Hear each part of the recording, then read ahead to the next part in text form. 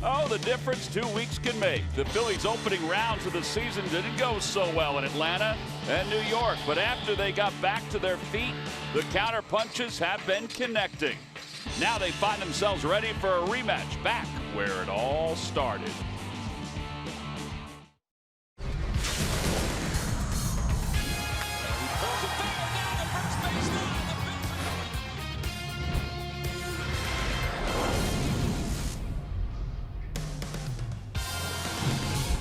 Well, I'll tell you, the last 2 series for the Phils have gone rather successfully. They swept out the Cincinnati Reds. They swept out the Tampa Bay Rays. And now as they arrive back to Atlanta, Georgia, to take on Dansby Swanson and Freddie Freeman in the Atlanta Braves, the Phils find themselves in second place in the National League East. Tonight is game 1 of this 3-game series. The first road trip, the Phils were 1-4, and everything that could go wrong did go wrong. But since that time, they have won 8 of 9, capitalizing on the schedule and capitalizing on some very good pitching from both the starters and the relievers. Hi, everybody. I'm Tom McCarthy, along with Ben Davis. All right, so tonight it's a rematch of opening day. It's Aaron Nola against Julio Teheran. Now, Nola left after 68 pitches, 48 strikes against the Braves during game number 1. Gabe Kapler talked about that today. It's a little different situation, hopefully, today against the Braves. He's built his arm strength up. That pitch count is continued to rise. I think it will be a bit different for Aaron Nola. He's 5-1 with a sub-2, yes, a 1.93 ERA career against the Braves. He was doing it last time against the Cincinnati Reds. Fastball command was on point. Curveball was on point. Didn't really have to throw his changeup a ton. He got most of his outs with that fastball. The hook was just there. 8 innings pitched. You really could not have asked anything more out of Aaron Nola against the Reds. Now, he will tell you that the Reds team that he faced last time out is a different team than this Atlanta Braves team. They are a much better offensive team than the Reds are. They absolutely are, and he's not going to really have to change anything. Make sure that the Atlanta Braves adjust to you. You don't have to adjust to them. Keep doing what you're doing until they make the adjustments. All right, so Aaron Nola, after 8 innings his last time out, will go back to work tonight against Julio Teheran. When we return to Atlanta, we'll have lineups and first pitch, so stay with us. Phillies baseball is brought to you by Xfinity, America's best internet provider, according to speedtest.net. By Toyota. The Toyota Camry, Highlander, and RAV4 have something for everybody. Toyota, let's go places. By Citizens Bank, official bank of the Phils. Visit citizensbank.com. And by Independence Blue Cross. Live fearless. Learn more at IBX.com.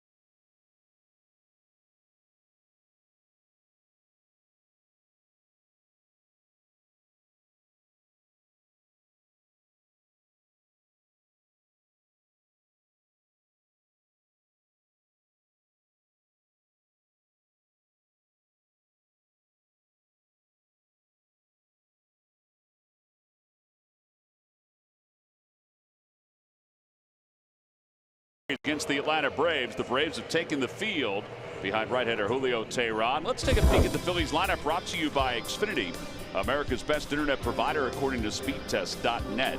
Scott Kingre's leading it off. Cesar Hernandez has today off. Carlos Santana plays again. Rhys Hoskins batting cleanup. As you go through the lineup, you see Jorge Alfaro doing the catching and Aaron Nola on the mound for the Phils. And they'll face right-hander Julio Teheran.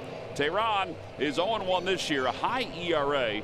Ben, they're optimistic, though, the Braves are, that his last outing, in which he went 6 innings and allowed 2 earned runs, may have gotten him back on track.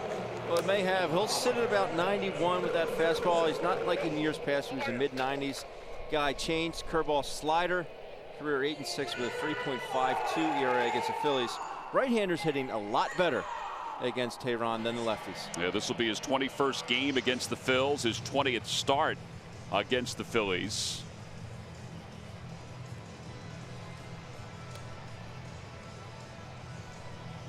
So he's finished up his warm-up tosses, and Scott Kingery will head to the plate. There's Cowboy Joe West. He is the home plate umpire. He is the crew chief.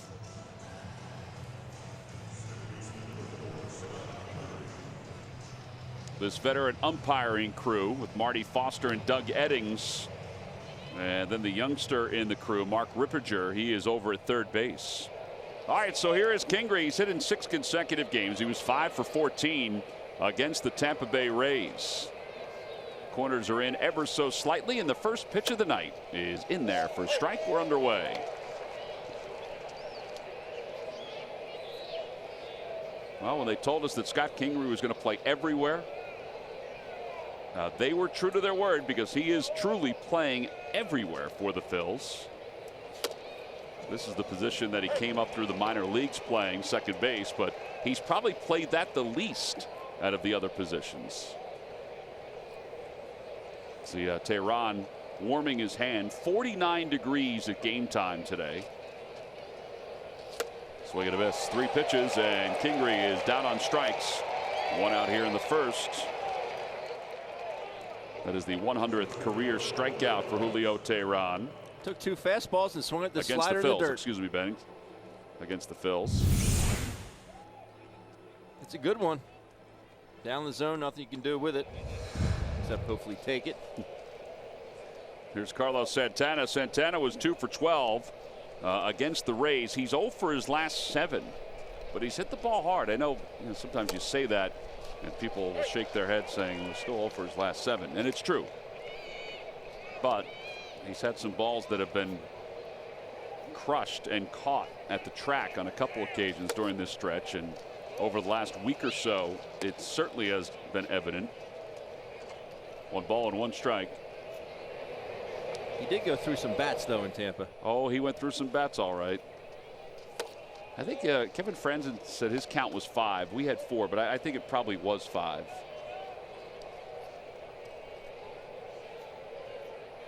Two balls and 1 strike. Out in front of an off-speed pitch, 2-2.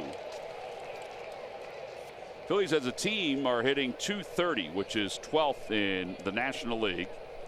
They have 16 home runs, which is 9th. But the key number for Gabe Kapler's squad, they're averaging 5.6 runs per game. And swing and a miss by Santana. Second strikeout. And there are 2 outs. Another good tight slider here by Teheran. If the Phillies aren't seeing the spin on this, it could be a long night. And here's Odubel Herrera. Odubel hitting .327. He had 4 hits against the Rays. Brian Snitker, his team went 4-4 over the last 8 games, but they didn't play any slouches during that stretch. I mean, they had a tough schedule. Now they find themselves in 3rd place in the East, as Odubel fouls it over the Phils dugout. His 3rd season, 139 wins.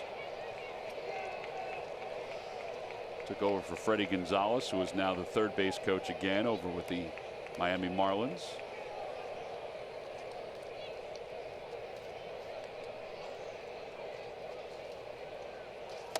One ball, 1 strike.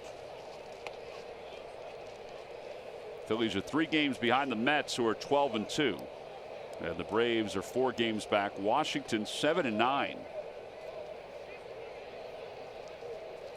The 1-1 pitch outside, 2-1. I don't know who the biggest surprise is there, Ben, if it's the Mets or the Nationals as far as what you think. I think it's the Mets. I agree, without a doubt. Now, can they sustain it? Well, if their pitching staff can sustain it, then yeah, they probably can.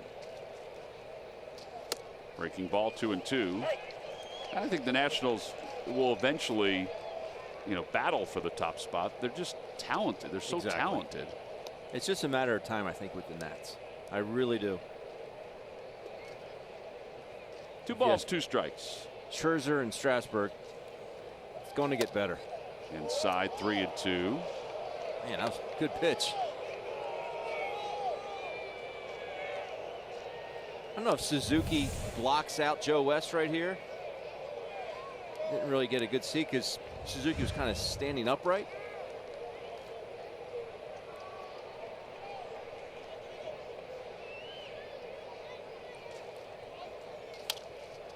Got a foul ball. It remains 3-2.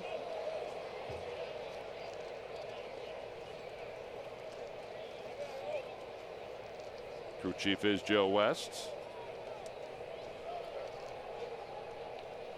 Says he still loves it. Still loves doing it.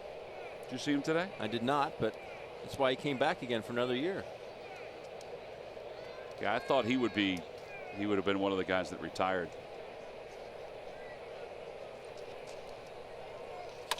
In the air to center field. Inciarte on the run out to the track. It is gone. A first inning home run for Odubel Herrera. And the Phillies are on top 1-0. They may rename this Odubel Herrera Ballpark instead of SunTrust. Boy, he likes hitting here. Well, it's his first home run of the year.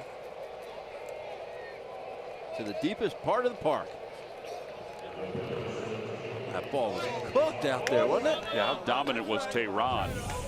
Got the first 2 guys easily. What a good looking swing.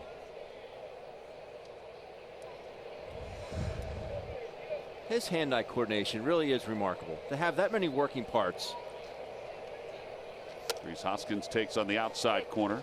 Something we had gotten into. I was in the studio over the weekend for pre and post, and we had gotten into one of the post-game shows. I like to keep things simple, but to have that many working parts like Odubel has and still get the barrel of the bat to the ball, it really is remarkable to me. Well, somebody asked me, will he be able to sustain it, throughout his career? And I was like, I don't know, because as you get older, you probably do get a little slower. But for now, I mean, he's on top of it when it comes to that hand-eye coordination. He did not start opening day here at SunTrust Park. And Gabe Kapler talked about that today, and he said, well, we're in a little different situation now compared to then, as Rhys Hoskins lines it foul, and it's 2 balls and 2 strikes. And although Gabe didn't come out and say this, I mean, we all know that Odubel, was not in the best of shape during spring training. They were trying some different things. What Gabe did say is that they have a better understanding of Odubel now. Right.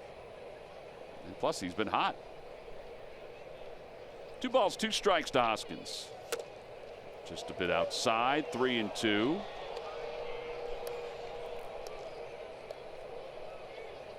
See if that one comes back to haunt him. I believe Odubel was struck out on that pitch up and in. That was a good pitch there to Rhys. See if you can make him pay. One thing the Phillies did very well in Tampa was making them pay for their mistakes, capitalizing. Outside ball 4. Hoskins walks. And what started out as an easy inning, as we were talking about, is now up to 21 pitches for Tehran. And Aaron Altair.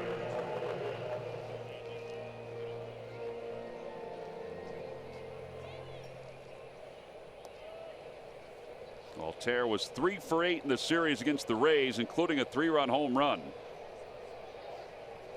Talking to John Maley about Aaron yesterday, and You know, he said the same thing that Aaron said to Murph as he spins that one at Freddie Freeman, who somehow was able to make the grab even though he didn't backhand it.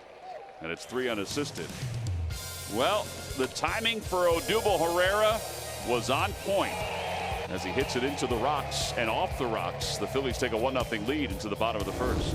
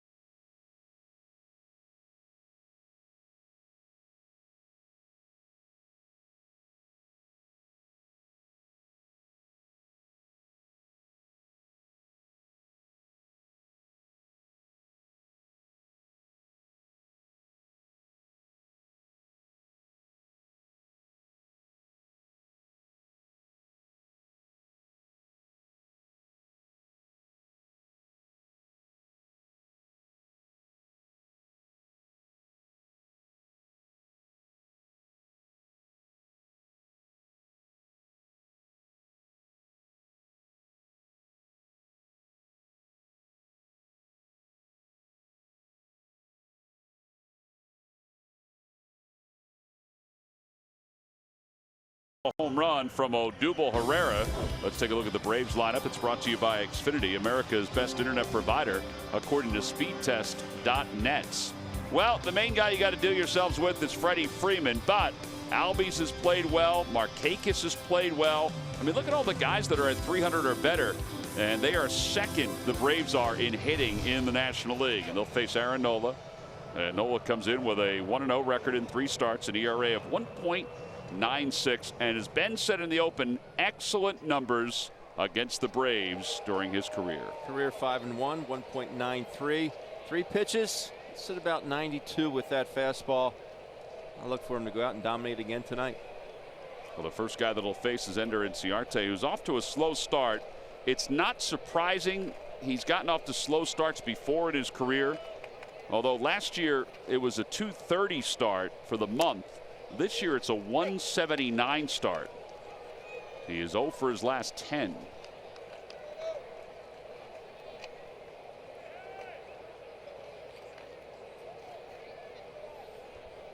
No balls and 1 strike to Ender Inciarte. It was 0 for 4 in the last series against the Cubs. And a bouncer foul, and it's 0-2.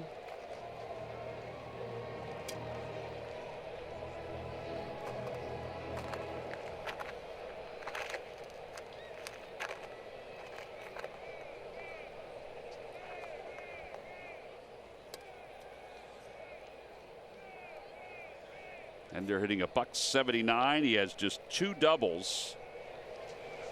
And then he pulls that one into right field, a base hit. Got a breaking ball.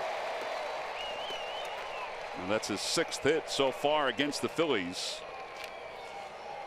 And it brings Ozzie Albies to the plate with a 4-game hitting streak.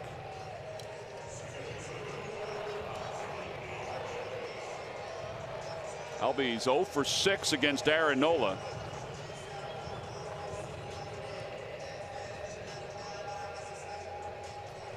Hitting .313 on the year with 5 homers and 11 runs batted in.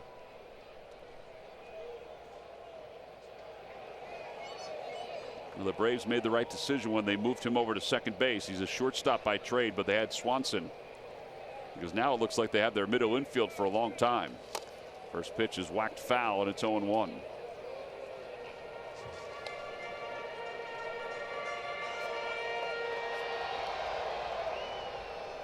Michael Franco is in on the grass at third. I don't think Albies is thinking about bunting at all, but you have to respect it because he does have some good wheels.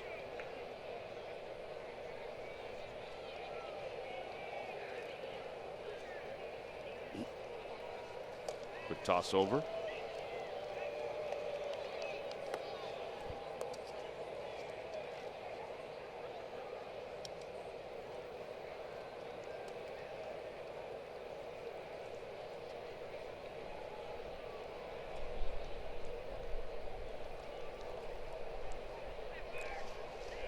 was leaning. Yeah, Inciarte has stolen 4 bags. He's been caught once. Alfaro, and they haven't all been his fault, is 2 for 9 throwing runners out. In fact, I don't know if any of them have been his fault. No. He really has thrown the ball well. 0-2, so he's got back-to-back hitters, no balls and 2 strikes. With Freddie Freeman waiting on deck.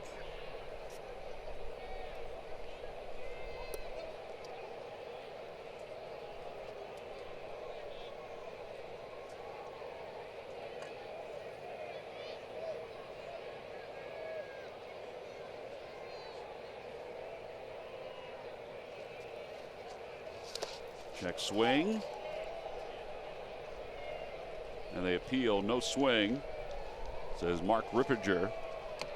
And 1 ball and 2 strikes.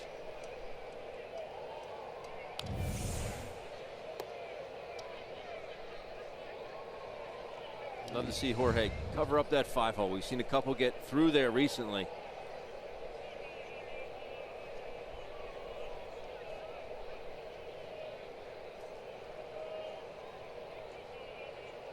Runner goes. Pitch is taken outside. Throw to second base is not in time. Well, it's a good strong throw, but an excellent jump by Inciarte. And he's in scoring position with the count now 2-2. Again, what else do you want the man to do? I mean, that's just a rocket. Right on the bag.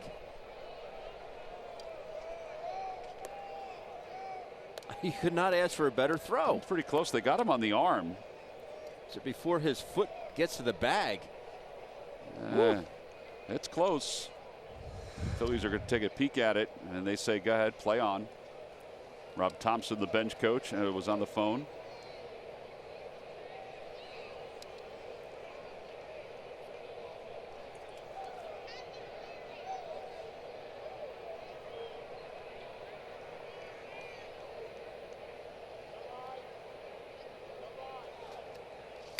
Bouncer foul. It remains 2-2.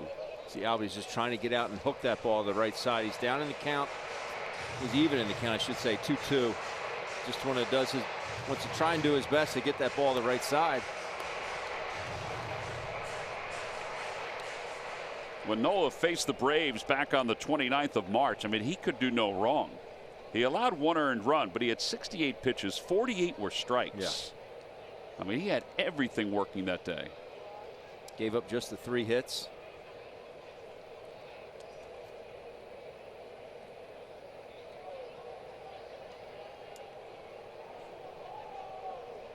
Two balls, 2 strikes.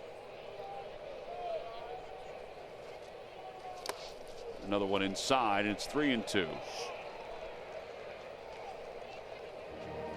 Just doesn't have the feel for the curve exactly yet. Now, you remember his second start against the Mets, he did have a long first inning and then kind of settled in.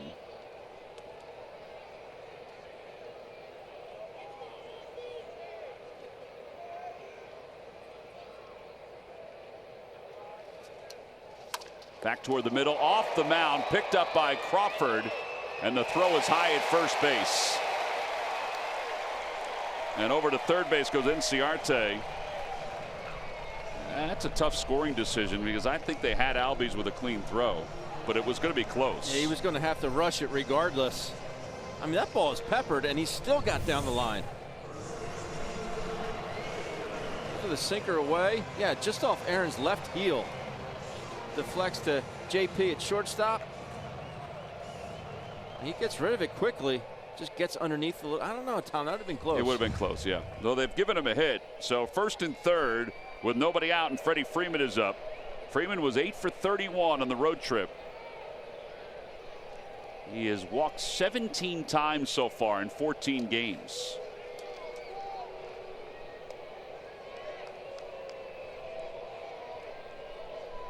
All right, so now you manage the inning if you're Aaron Nola.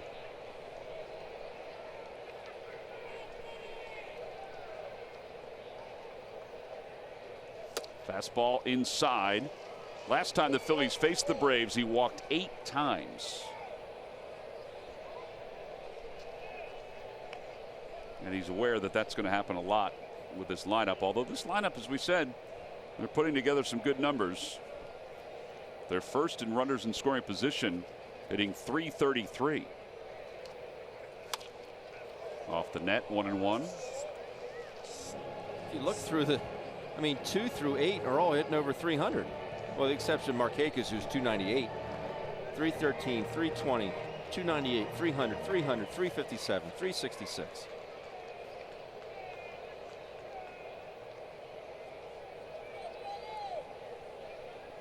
One ball, one strike. Inside, 2-1. Phillies have 3 infielders on the right side. They'll concede the run and try to turn 2.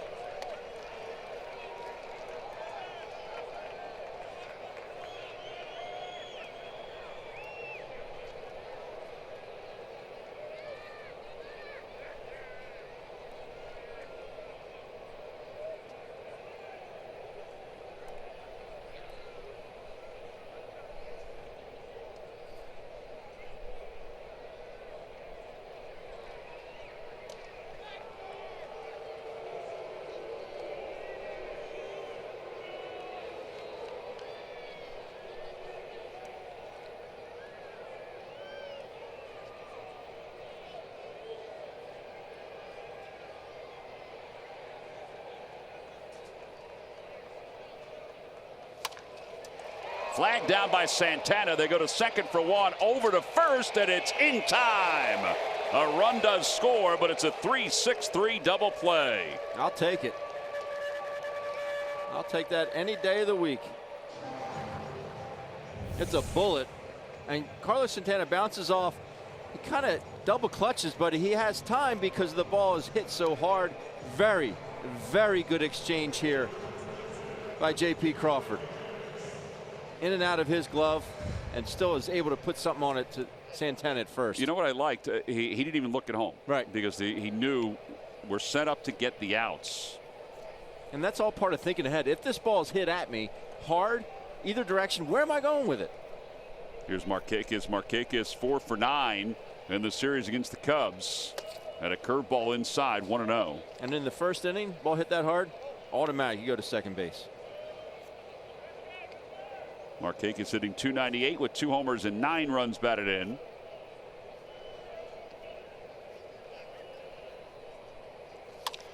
Fly ball center field. And Odubel Herrera had him played perfectly. And that's it for the Braves here in the first. They do get a run on 2 base hits. We'll go on to the second. It's a 1-1 game between the Phils and the Braves.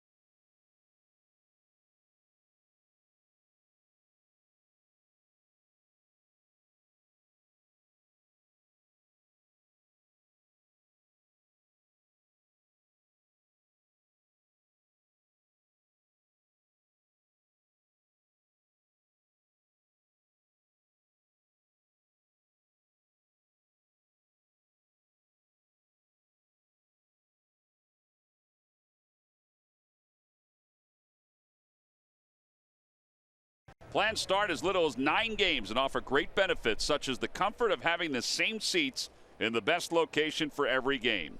Go to Phillies.com or call 215-463-5000 to order your tickets.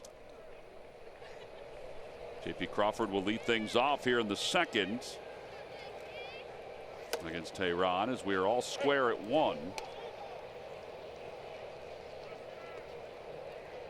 JP was 3 for 7 against the Rays, including his first major league home run.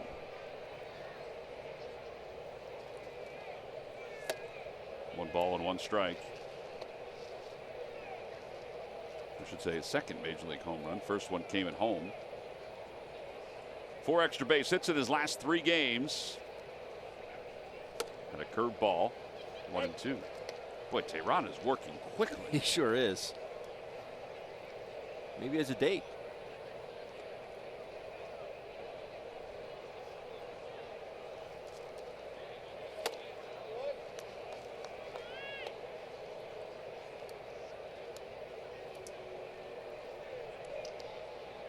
Michael Franco is on deck. It'll be Franco, then Alfaro.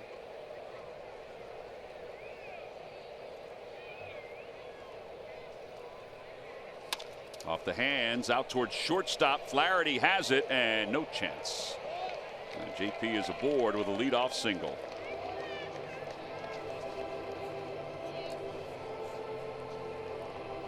Michael Franco coming up. Time to take a look at our Nissan upgrade to the technology of tomorrow today. Last 10 days, Franco, despite missing 2 games, has 10 RBIs. Kingery has 12. Kingery leads the National League. Franco is number 4.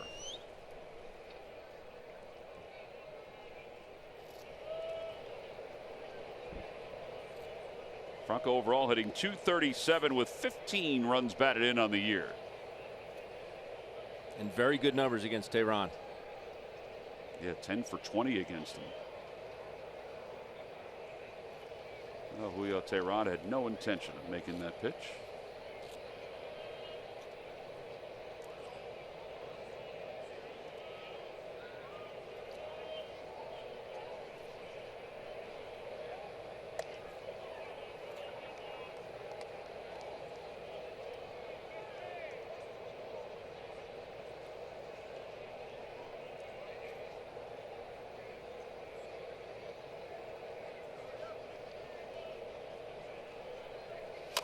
Over to third base, a foul ball into the Phillies dugout, and it's 0-1. Phillies during the 6-game winning streak are hitting a .223 as a team with 8 home runs. But the 2 numbers that stand out are their numbers of runs per game. We mentioned that overall for the season, but 6.17 runs per game. Now that includes the 20-run game against the Reds. But also 327 with runners in scoring position. And that's always a telltale sign, but 327. That's as good as we've seen in a long time for this Phillies ball club. Fastball at the knees, and it's 0-2. And that is Tehran's fastball. I mean, it'll go to 90, but a lot of times it'll sit 88, 89. And everything is down. If you notice, everything is down, down, down. When he's missing, he's down. No balls and 2 strikes to Franco, and he's down on strikes. That is the 3rd strikeout for Tehran. All 3 have been swinging, and all 3 have really been with that pitch. Nasty slider. And now with 1 out, here's Jorge Alfaro. It's got to be tough to have that pitch just moving away from you. I never had that being a switch hitter. Everything was always coming into me. Alfaro and Tehran both from Colombia. In fact, there are 4 players currently playing in Major League Baseball who hail from Colombia. There have been 20 overall, which is not a huge number. I was talking to Jorge today about it, and I said, you know, how big is Tehran in Colombia? And he said, well, he's pretty big. But he said the biggest is Edgar Renteria of all time. Edgar Renteria and Orlando Cabrera were 2 big ones. And they were really the guys that laid the foundation for other athletes to come from Colombia and have a chance to play in the big leagues. I said, do you know Tehran at all? He said, well, I know him, and partly because they played in the World Baseball Classic. He said, but that's really the only reason he knows him.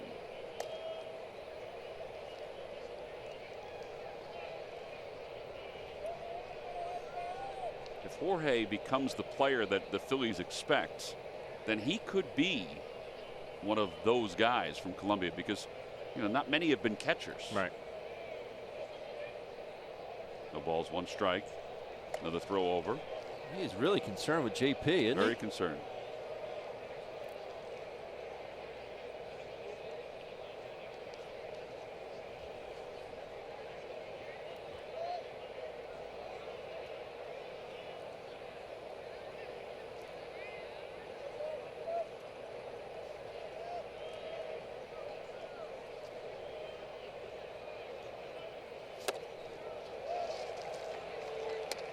He's got a lot of 0-2 counts.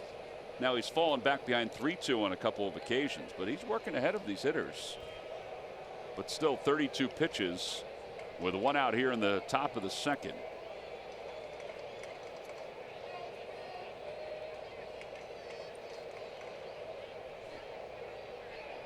Throwing a first pitch strike to the first 8 hitters, and now it's 1-2.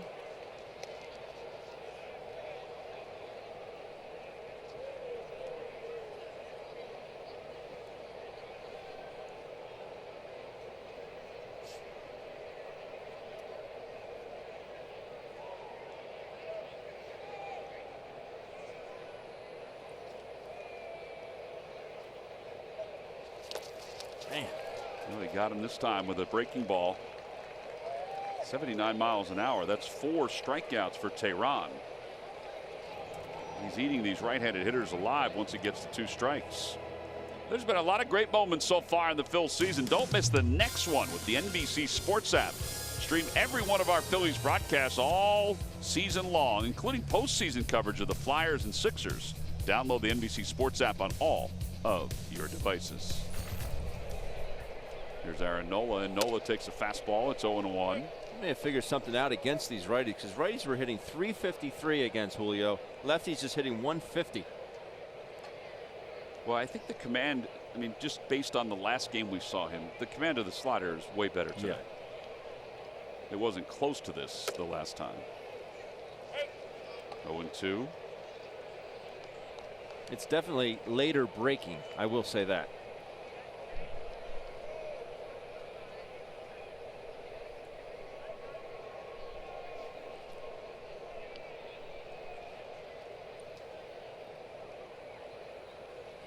Swing and a miss. So 5 strikeouts. 2 in the first, 3 in the second. The Phils get a leadoff single, but leave that runner. We move on to the bottom of the 2nd inning.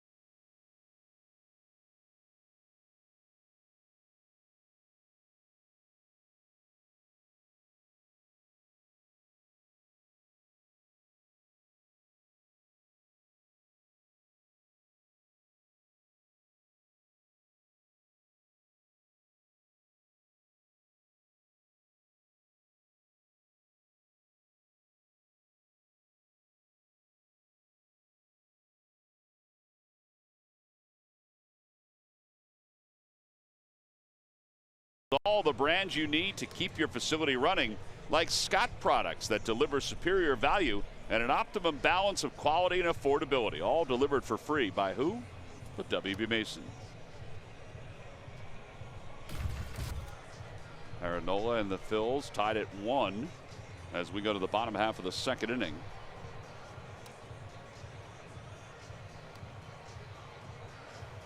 And it'll be Kurt Suzuki that'll lead things off. It'll be Suzuki, Preston Tucker, and Dansby Swanson. One of the Air Force bases close by. So from time to time we see some of the planes cruising in. What kind of cargo you think's on that plane, Ben? I think maybe some Humvees, some artillery. It is amazing how much stuff they can put on it is those amazing. cargo planes.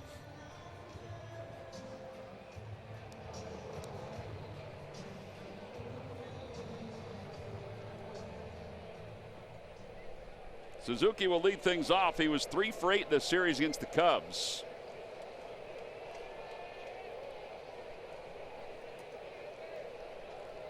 Now the first pitch to Suzuki is a little low, 1-0. Tyler Flowers, who was the starting catcher when the season began, was hurt against the Phils.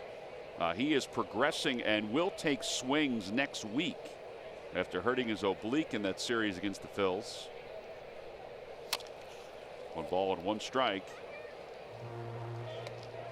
In fact, they think he will rejoin the Braves after the 7-game homestand on the next road trip. Better make sure that thing's healed. You do not want to aggravate that again.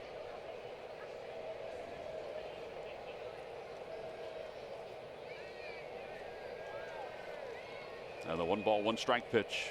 Breaking ball outside. He just doesn't have the curveball right now. I mean, he'll get it eventually, but it's a little bit of a struggle at this point.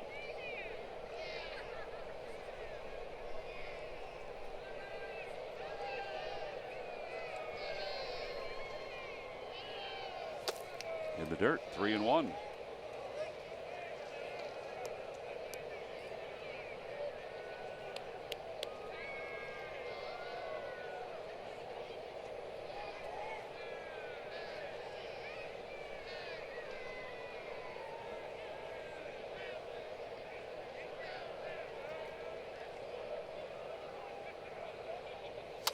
Ground ball over to third base. Franco behind the bag.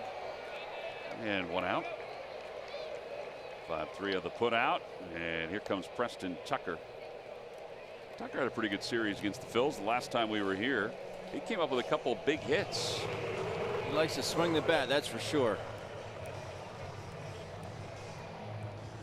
There's a chance that he is following what's going on with Ronald Acuna, the top prospect for the Atlanta Braves. Inciarte is a mainstay that's in center field. Nick Markakis is a mainstay this year in right field.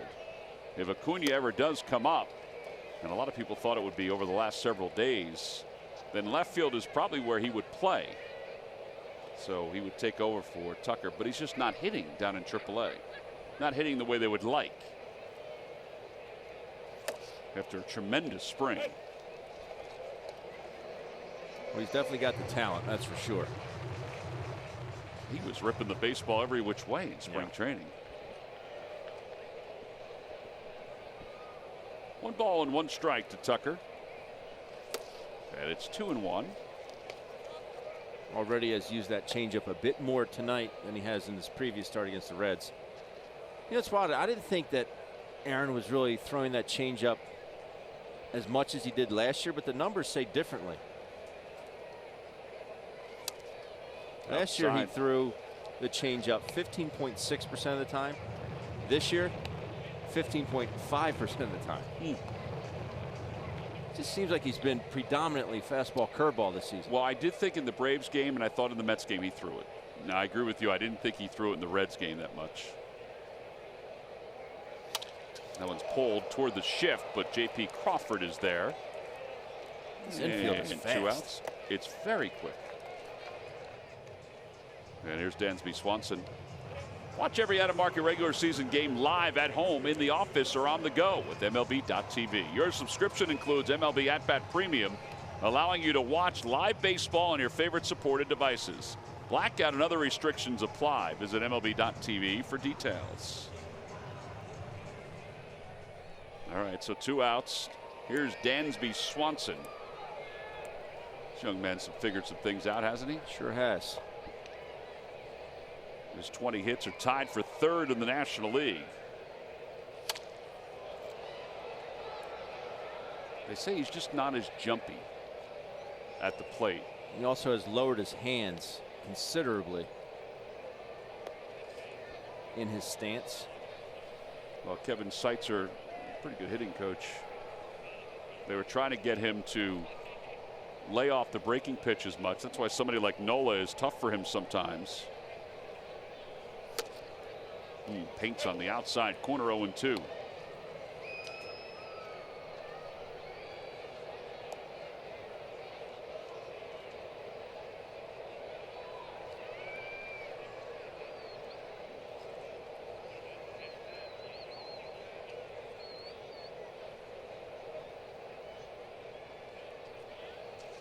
Got him with a breaking ball. That's the first strikeout of the night for Aaron Nola.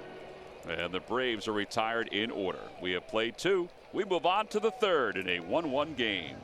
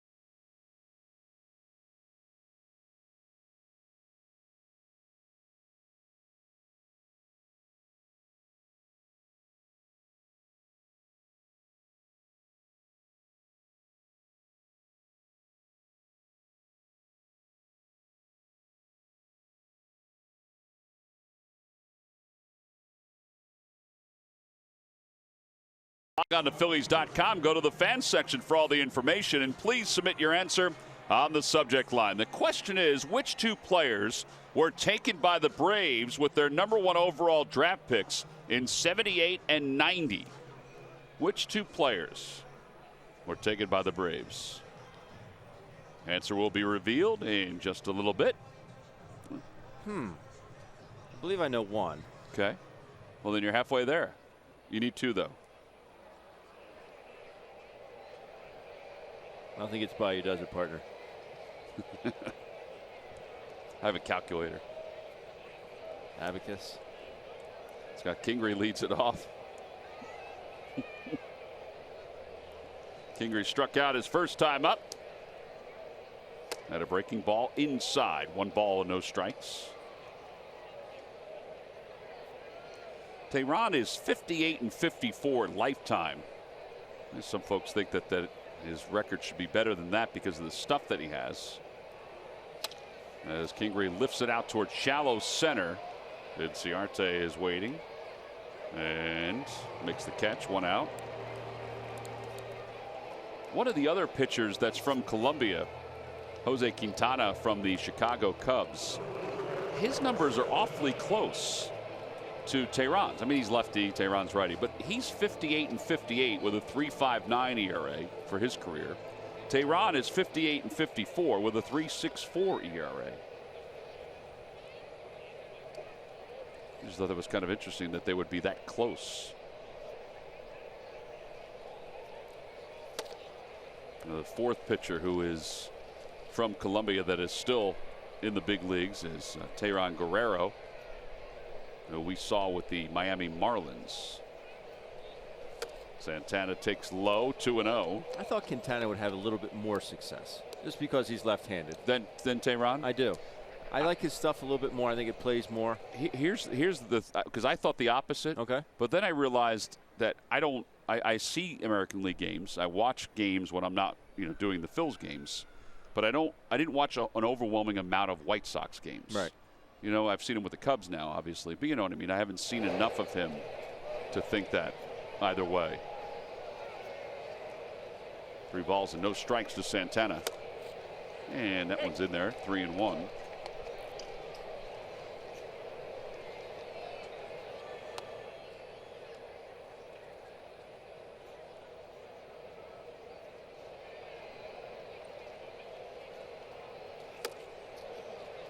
Whoop.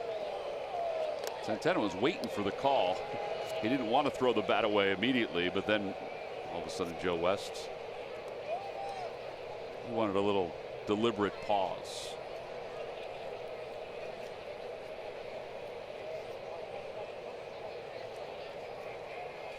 Inside, ball 4. And a 1-out walk. Second walk issued by Tehran.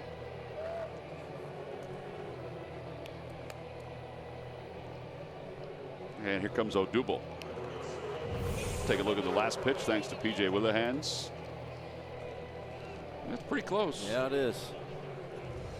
Definitely too close to take. Yeah, Santana was pausing just to make sure the call was going to be made, but also because he probably thought, I probably should have swung at that.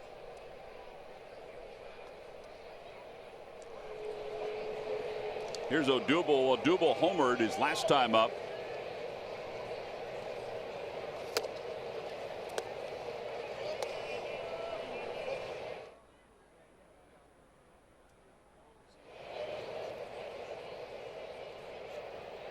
Odubel hit his home run with the count 3 balls and 2 strikes. And the Phillies have 2 hitters that are well over 300 when they have 2 strikes against them. Odubel's one of those guys hitting 327, and that one's pulled through the hole on the right side. Santana's going to get to third, and Odubel's going to try for second. The throw by Markakis. He is out at second base. Odubel's got to slide.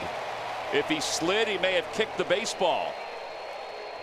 If he slides, he's safe regardless. Yeah. Now he thinks he's safe. He's standing on second base. It just makes no reason not to slide. There's no reason not to slide in that situation. I don't know if he thought that there was no throw going there. Just turn your head to the right and look. Because he slowed up. He's safe. I think he's safe. Regardless, it's too close. Why, just get dirty. Joe West is saying, hey, man, we got to hurry this up. Rob Thompson's saying he's out. And Odubel's pounding his helmet a couple of times. They have plenty of detergent in that clubhouse. He would have easily been safe if he had slid.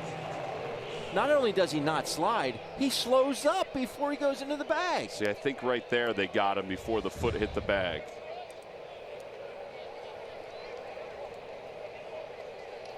Second and third with 1 out, or Totally man on third different. with 2 outs. Totally different. With your cleanup hitter up. And here's Rhys Hoskins, who takes outside, 1-0. Take another peek at it. I think this is a clearer view. Boy, that's really close. But if he slid, it wouldn't have been close. Correct.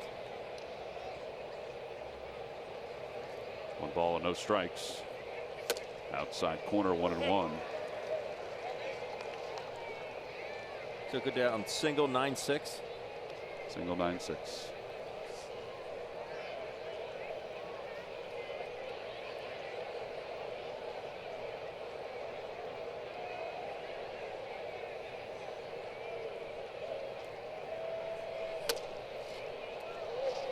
When he's a double short of the cycle tonight, he's going to be kicking himself. Looks like he's touching him there, and he's not on the bag yet. Looks like he's touching him there. And there he's on the bag. I don't know why. I wonder why he didn't slide. That ball, I think, somebody hit Odubel or J.P. Crawford. Hit one of them. Crawford goes running down the stairs. Yeah, and Sean Ficazzi's following him, so it did get J.P. Just not expecting that from a righty. The hook one that far, foul.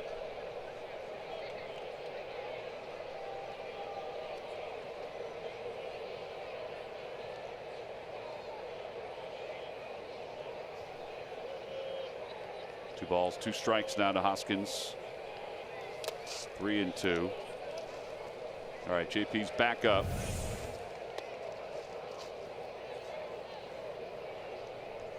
Didn't hit anybody. I got him in the leg. Got him in the leg.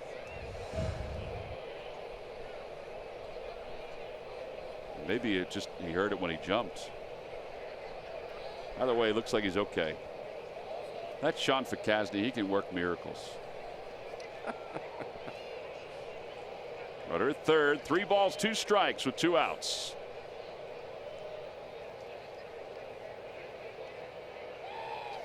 And ball 4, Hoskins walks for the second time. What a play by Suzuki. Yeah, really, he had a sprawl everywhere. That was way outside. Good lateral movement there. Saved a run. It did.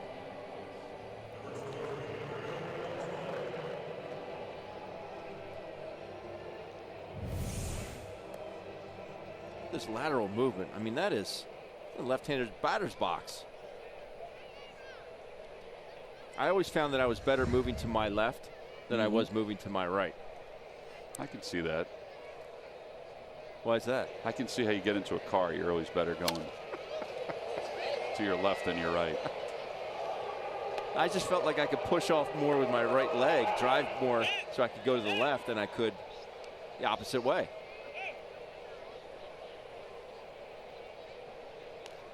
The ball's 1 strike to Altair. Altair spun one over to first base his last time up.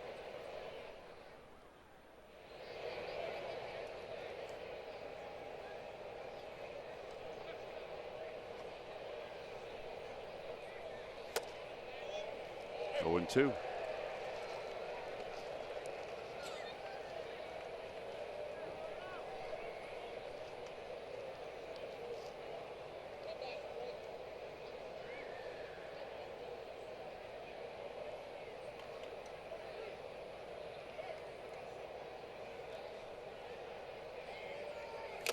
Got him. Went upstairs with a 91-mile-an-hour fastball. That's 6 strikeouts for Tehran. The base running mistake by Odubel Herrera may have cost the Phils a run in this inning. We'll head to the bottom of the third. It's the Phillies 1 and the Braves 1.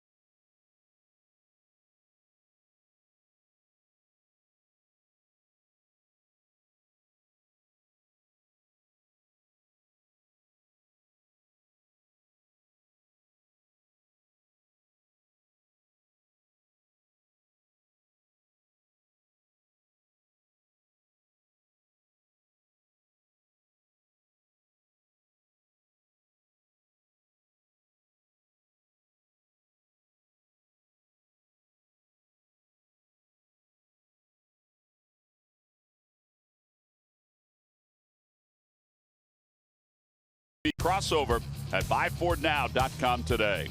And by Geico, 15 minutes could save you 15% or more on car insurance. Well, with Ben Davis and Greg Murphy, I'm Tom McCarthy. Odubel Herrera is back in center field after his base hit.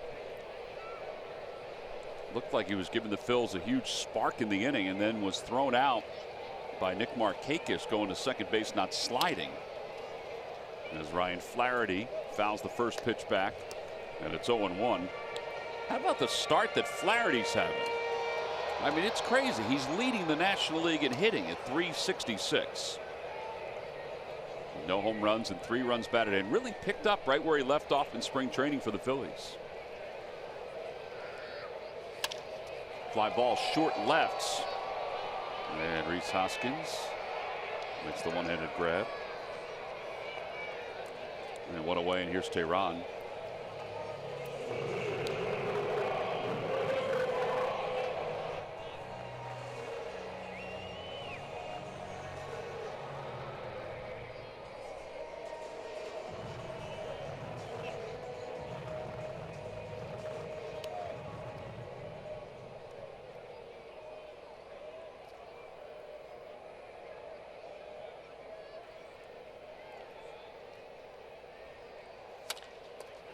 Tehran hits it back to the box.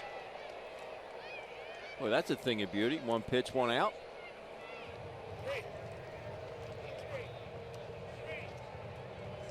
Get Inciarte here, have a quick inning.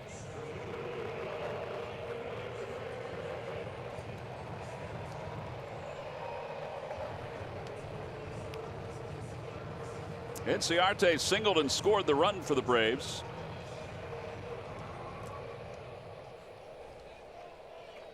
Ben, were you a slow starter every year?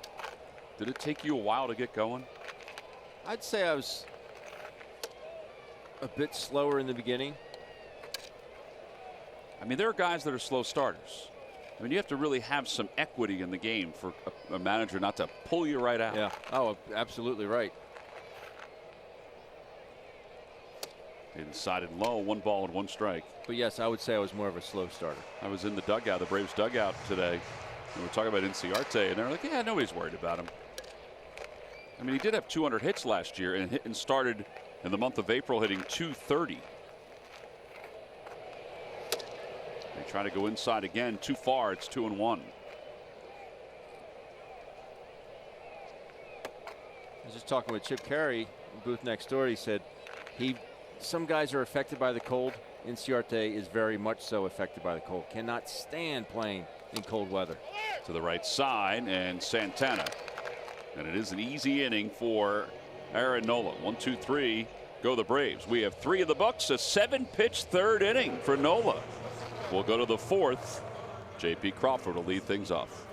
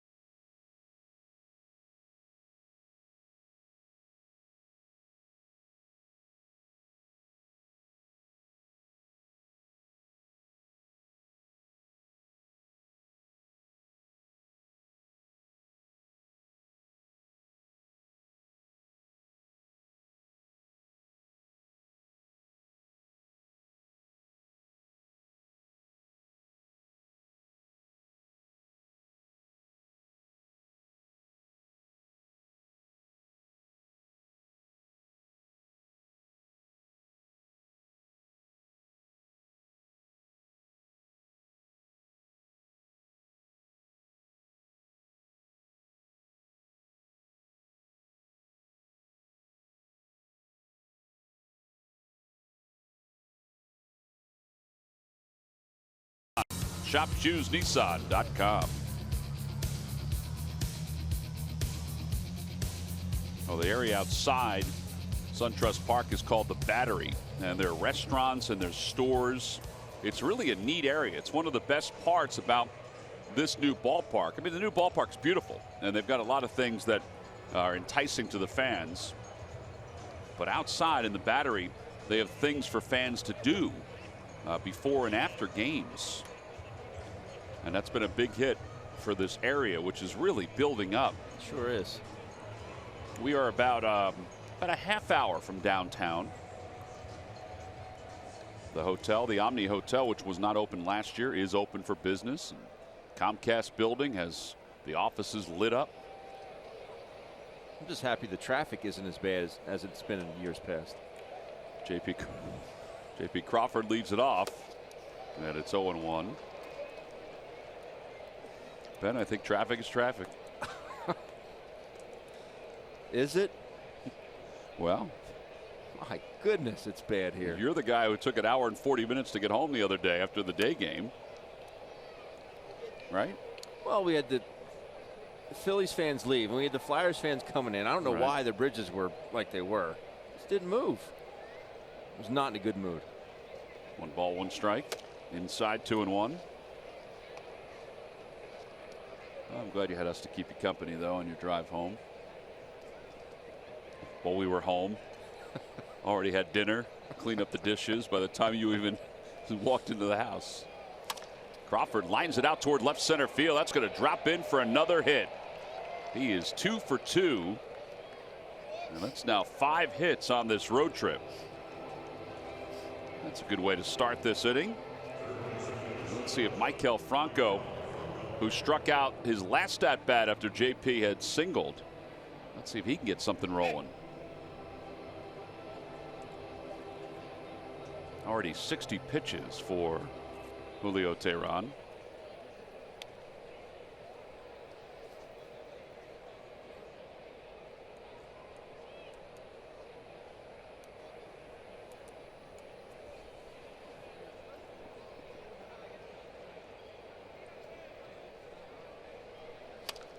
Popped him up. Flaherty over toward the railing, and it's out of play. No balls and 1 strike. The Student Steal is back for all high school, college, and graduate students. It's a $15 ticket plus a voucher to be used at Ashburn Alley. The options include Chickies and Pete's crab fries, Tony Luke's, or a Hatfield hot dog and Coke. There's so much John out there for you to get. Just make your choice. Good Freddy home game in April and September. Order as many times as you like. Go to Phillies.com/studentsteal or show your student ID at any of the Citizens Bank Park ticket windows on game days. Swing and a miss, 0-2.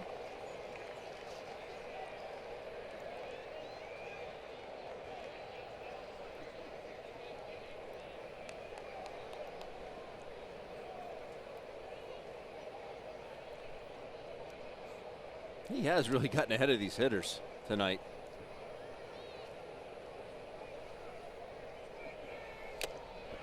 Went upstairs again. That was the formula to get Aaron Altair, and he gets Maikel Franco. 7 strikeouts for Teheran. And Alfaro's coming up.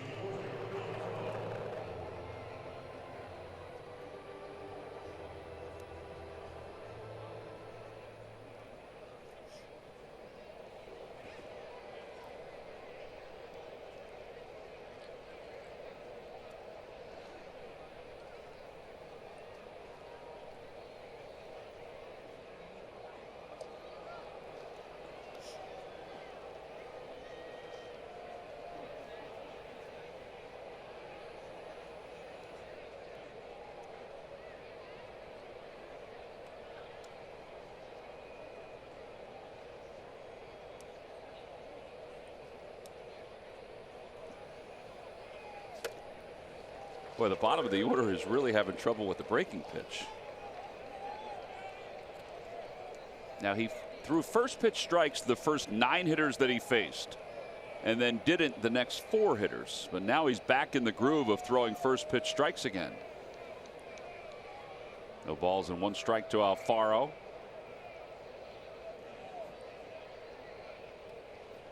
Kingery went down slider, Santana slider, Franco slider, Alfaro slider, Nola slider. And Franco again. Well, that was a fastball up. I'm sorry. Yeah, Altera was a fastball up, too.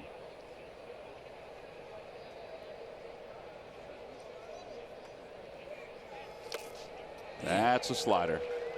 A lot of times you don't see sliders at 78, 79 miles an hour. No. They're usually in the low 80s. And the 78, 79 mile an hour breaking pitches are the curveballs. Right. And most of the time he'll throw that slow curve to the lefties.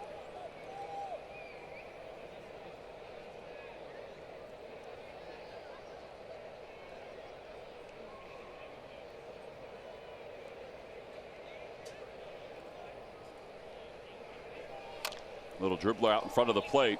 Tehran has it in time to get Alfaro up to second base. Goes Crawford. And the put out 1-3.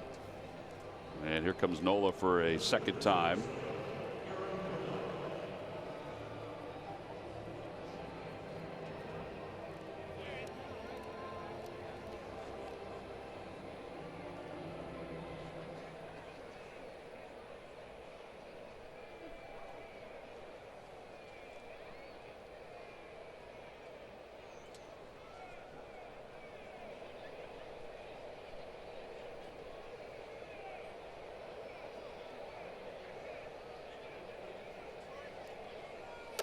Nola takes a strike. It's 0-1.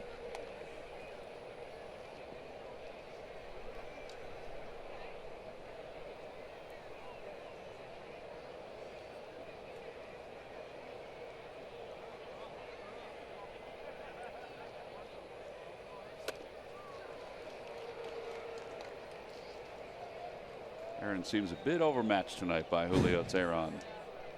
His last game was against the Reds. He did not really have any intention of swinging. The third at bat, he had no intention. Yeah. After he hit that dribbler down the right field, I remember it's just like, I'm not going to swing. Got him. On a breaking pitch, that's a season high. 8 strikeouts for Tehran. He's gotten the bottom 3 hitters 5 times. We'll move on to the bottom of the 4th. It's a 1-1 game.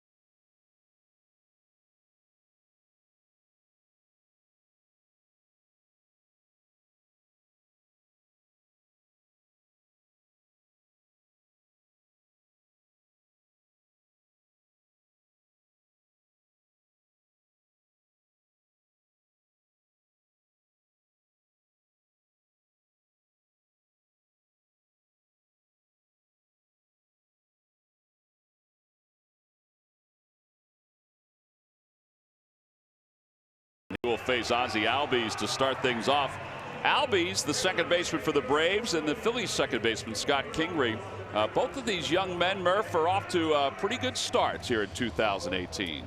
Ozino, Yurdi, Eandro Albies, or Ozzie as they call him down here, Tom. You're right. They both are off to very good starts. And in fact, he's becoming quite the fan favorite down here. They were giving out T-shirts in the clubhouse today saying the most exciting 10 seconds in baseball. And they had Albies' likeness on the T-shirt, and it had his helmet flying off, and it was kind of celebrating the way he runs the bases and also basically how he plays the game, which is very hard. He's a very exciting kind of player, and they do have really gotten behind him down here. Now, we got a chance to see him last year. He played 57 games last year for the Atlanta Braves in the second half of the season, and so he has a little bit more experience than Scott Kingery, but take a look at the numbers. They match up. Ozzie Albies is the youngest player in the National League, and he's doing some damage early in this season. I asked him, I said, hey, you know, how much did that 57 games a year ago help you when you arrived in spring training and, you know, really to get off to a good start? He said it was invaluable. He said, I didn't have to worry about what to expect when I got here. I already knew what to expect. And he said, I think that's really helped me get off to the hot start that he has gotten off to. So they really enjoy watching him play down here. And, you know, we're going to see both these guys, obviously Ozzie Albies, and we're going to see Scott Kingery for many, many years in the National League East. So it should be a lot of fun to watch. It should be a lot of fun to watch. And, you know, with Swanson at shortstop, and the Phillies hope J.P. Crawford at shortstop for a long time. You know, the youth in this division is going to be very interesting to watch. Murph, what did he say about the snow in Chicago? You said that was the first time he saw snow? Yeah, it's funny. We were talking about different firsts that he's, you know, already accomplished. And he said, you want to know another first? He said, when we were in Chicago, I had never seen snow before. And they got snow before their games pretty much all weekend when the Braves were out there in Chicago. And yeah, it was the first time he had ever seen snow. And he said it was pretty awesome. I said, well, did you play around in the snow? No, I didn't really play around in it too much. He didn't build a snowman or anything like that. But he said it was awesome. It was very exciting for him to get a chance to see that for the very first time. I think everybody would like to see the end of snow. Yeah. From here on out. He's aboard. That's his second hit.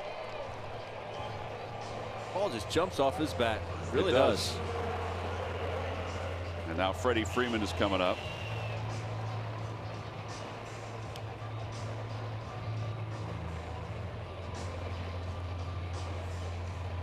Freddie get into a 3-6-3 double play his last time up.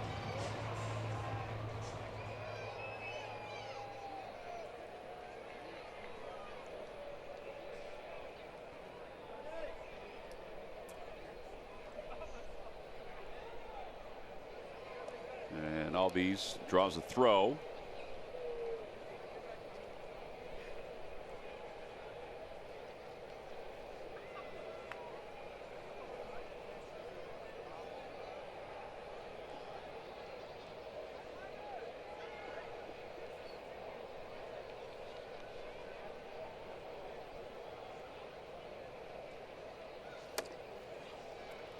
One ball, no strikes to Freeman.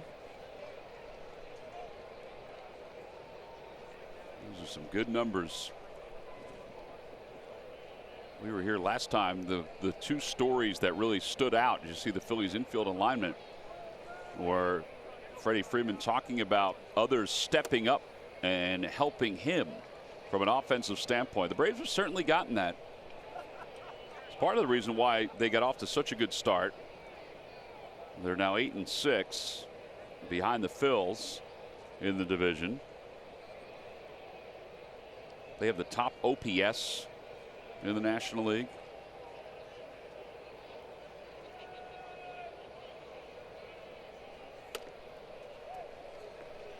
Three balls and no strikes.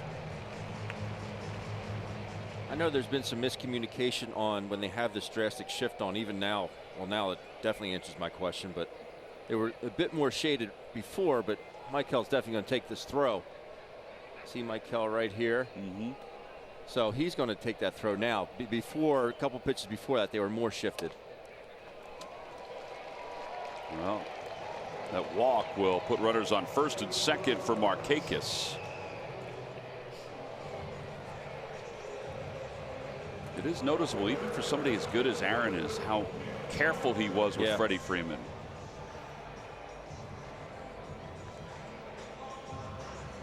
Well, he's killed the Phillies since he's been called up. I mean, he is truly a Philly killer.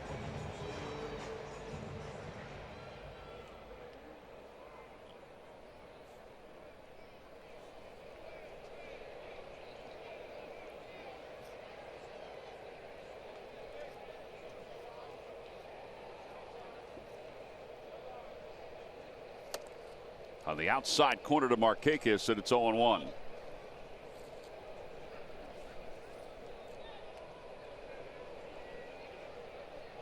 Phillies trying to get him to roll over on one with that outside pitch.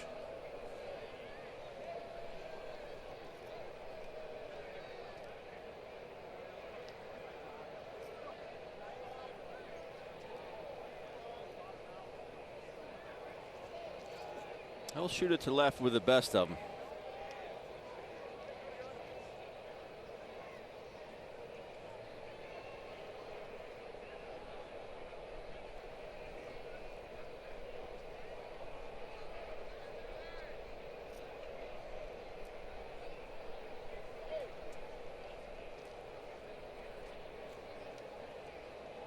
don't know if Aaron can't see the signs from Jorge or they're just not on the same page right now.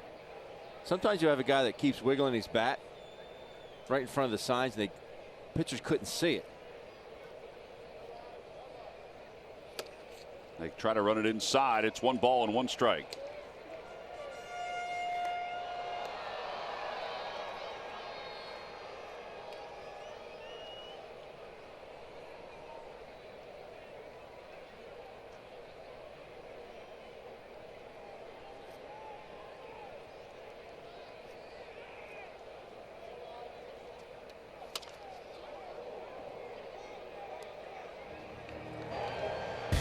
T-Mobile, built for baseball. Nick Markakis back on opening day.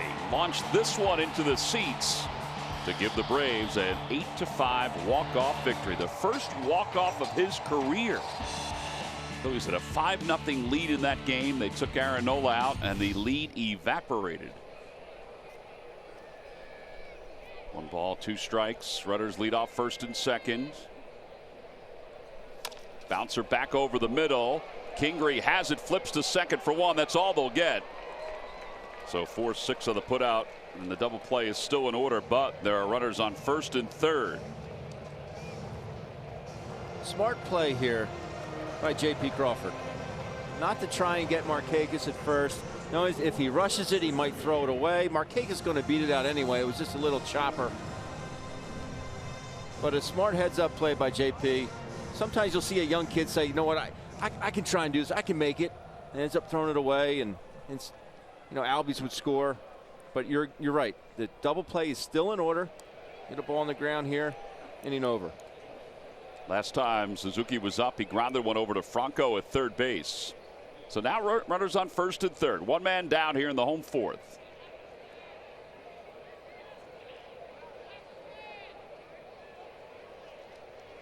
First pitch curveball hit in the air to center field. Albies will tag from third. Aldubo doesn't see it, and it's picked up by Altair. Altair's throw to the plate is off the glove of Alfaro.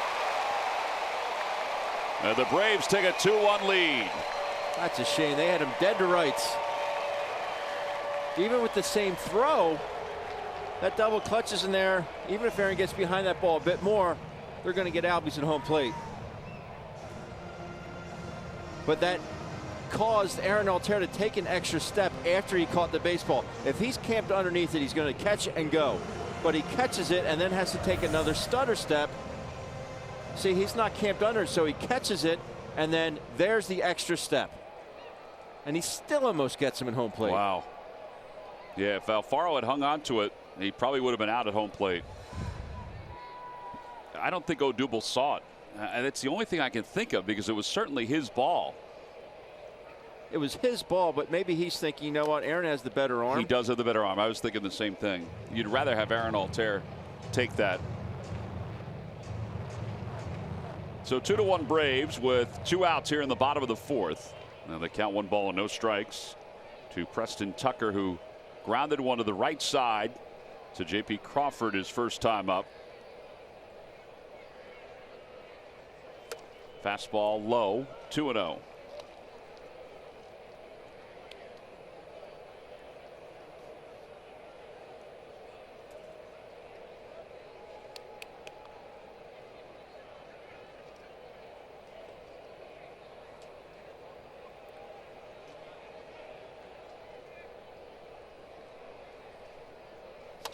Down the right field line. That's a bullet foul.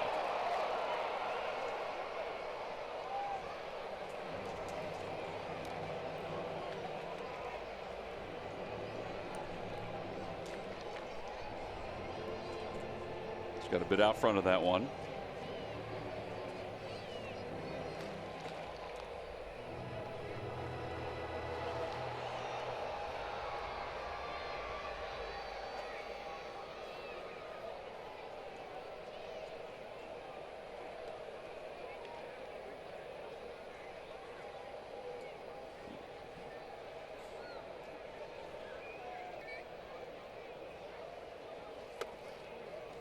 Threw him a changeup, and it goes low. 3-1.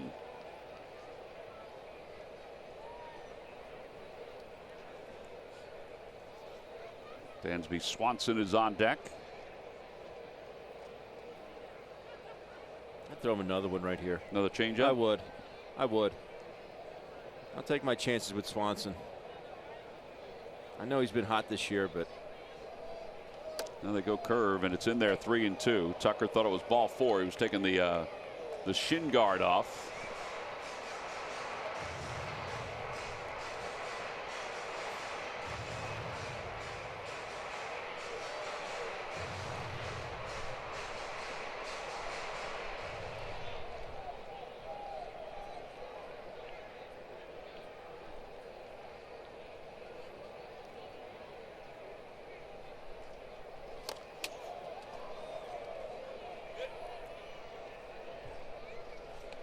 got Jorge with a backswing there.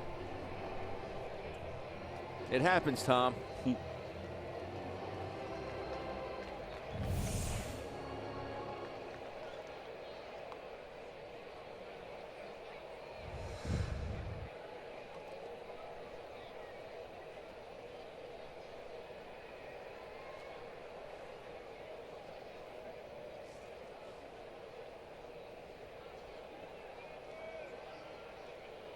Runner goes. Pitch is swung on and missed. A 93-mile-an-hour fastball. And the inning is over. Second strikeout for Noah. The Braves do take the lead on the sac fly by Suzuki. On to the 5th. It's 2-1 Atlanta.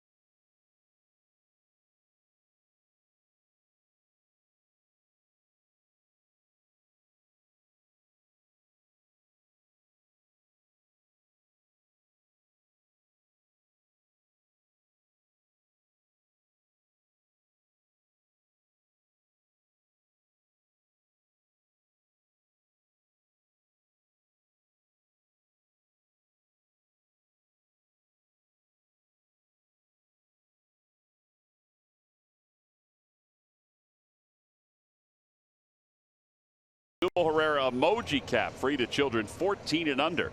Go to Phillies.com to get your tickets right now. Phillies will take on the Pirates beginning on Thursday. On to the top of the 5th inning, and Scott Kingery will lead it off.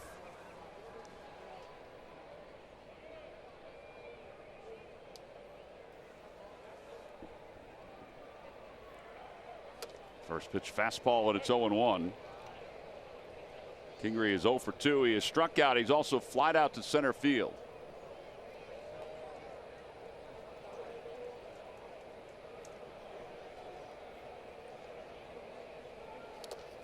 Breaking ball. He holds up 66-mile-an-hour curveball.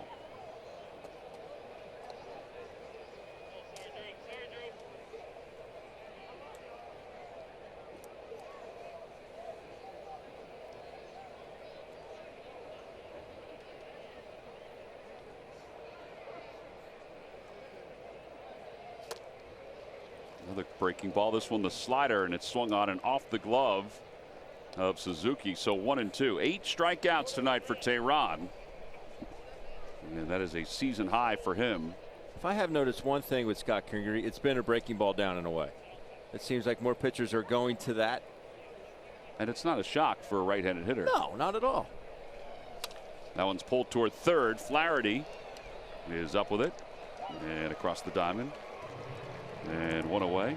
Well, here's Carlos Santana. Now, before the ball game, Carlos Santana got a chance to meet up with Captain John Rush of the United States Army. John and his wife Jennifer from Kensington are both here tonight. John has served in the Army. John to the left has served in the Army for 20 years, and he just got home from his deployment. They are celebrating 15 years of marriage. So John has the glasses on top of his Phillies hat.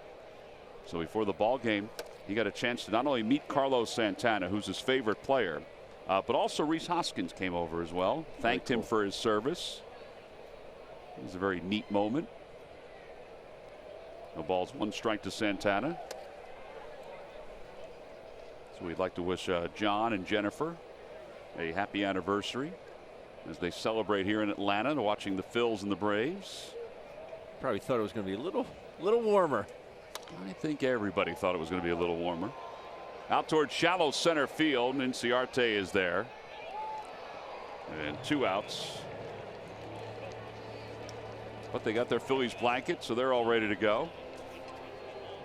Plus, he's a captain in the Army. He's not going to show any. He's not going to show he's cold. No. Here's Odubel.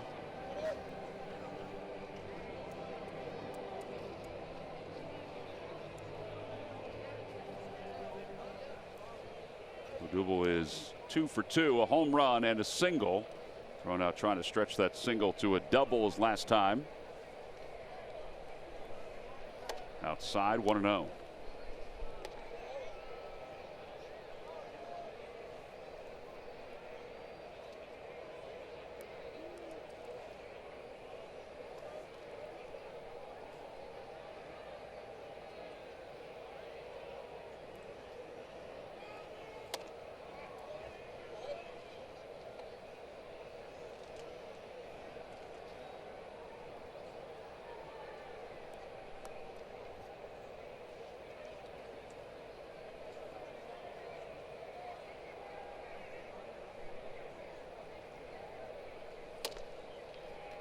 Two balls and 1 strike. Dubel's taking all the way the last couple pitches. And we've seen him do that time to time. We've talked about it. I don't get it, but that's Odubel.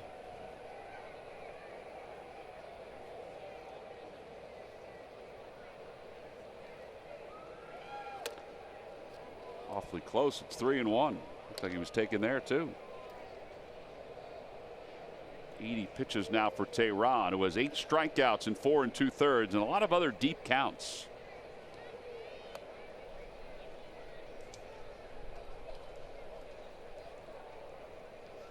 Five 3-ball counts for Tehran. That one's out towards shallow center field. Inciarte got a late jump. Here he comes. And he puts it away. It's a 1-2-3 5th inning.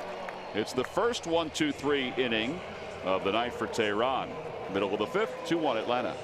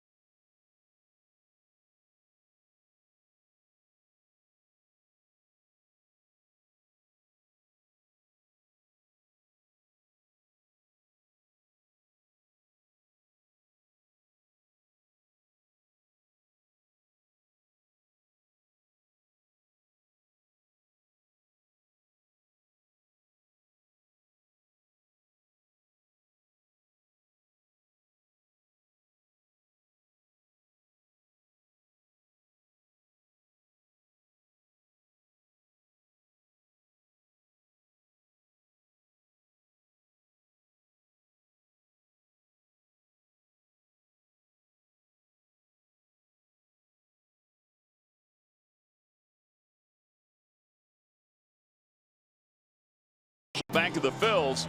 Visit citizensbank.com. Well, Ramon Rosso, pitcher of the week, 5 innings, 12 strikeouts. And Malquin Caneo, I feel like we've mentioned his name every single night. All he did was hit 406 with a home run and 5 RBIs during the last week. So congratulations to those guys. Do you see that video of Sixto Sanchez? The I one did. at bat? Was it 100, 101, and then an 89-mile-an-hour slider? Yeah, Steve Potter, our buddy, has been keeping us up to date on what Sixto is doing. And looked pretty good. Yeah. Looked pretty good. You know who else looks good in his first 2 games is De Los Santos, the kid the Phillies got from the in the Freddie Galvis trade. He looks excellent. He looked great in spring. Swanson fouls it away, and it's no balls and 2 strikes.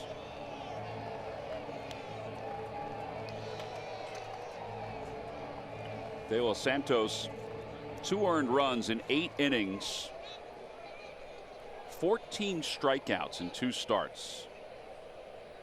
Zach Eflin has looked good. Eflin is 2-0 with a 1.64 ERA. First 2 starts, the opposition hitting just 158 against him. Fastball fouled off the screen, and it remains 0-2. I thought it was cool what you said on the broadcast the other night about Zach Eflin and what they want him to do at the AAA level with his all-speed pitches, and how they need to be more effective. Yeah, and Rick Kranitz was very happy with the start that Eflin's off to. Here's the 0-2 pitch coming to Swanson. Out towards center field. And Odubel will venture into the alley. He sees this one and makes the catch. So 1 out here in the 5th inning. And Ryan Flaherty's coming up.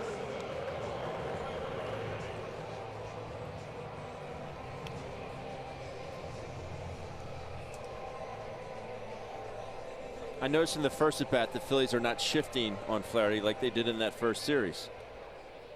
Still not straight up on the infield, but it's a lot different than what we saw. Flying out to left field his first time up. Do you think that's because they're going to pitch him differently, or are they watching some other tendencies that he's had? I think it's just the tendencies and what he did to the Phillies in that first series. He had a ton of hits to left field, and some right through that 5.5 hole. Tony Gwynn called it. Tony Gwynn hole. Short and third. Out in front of a curveball. That's the best curveball he's thrown tonight. Yes. 0-2 to Flaherty. I have a pair of Tony Spikes. They're at home and on the tongue. They're Do you wear them? No. What, around the house like slippers? Yeah. No, on the tongue they say 5.5 hole. They're all patent leather, and Tony signed both the tongues on them for me. Pretty cool. Change up low, 1-2. I think it'd be cool if Teg put them on and wore them one game. He's already wearing my spikes that I wore to the big leagues. He's wearing them as a 12-year-old. What's wrong with that? That shouldn't be. No, it shouldn't. Fouled off. It remains 1-2.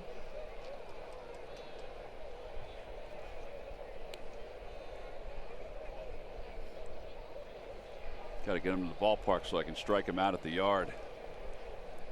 Been working on the movement of my wiffle ball. He's convinced you can't do it.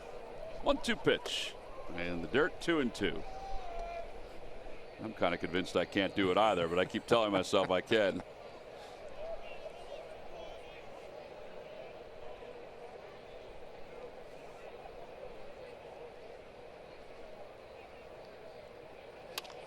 Off the hands. Bat is still intact, I think. No. Is it? Looked like he was going to give it to the bat boy. Have you seen the home run that Bryce Harper hit tonight? I did. The head of the bat went flying over the first base on deck circle and hit the net, and the ball went out near the bullpens. At Citi Field, home run, and he literally had just whatever was in his hand. That's all that was left of the bat. How did that happen?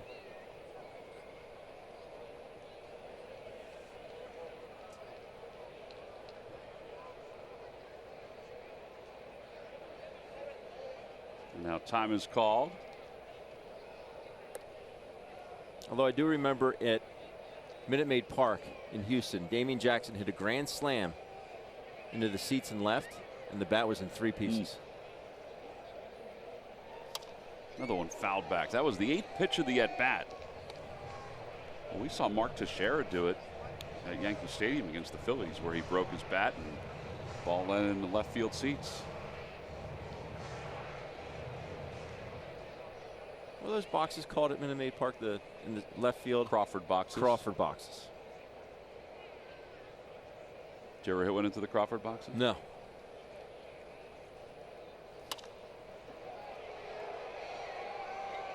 Having a little trouble getting Ryan Flaherty out here, Ben. Very pesky.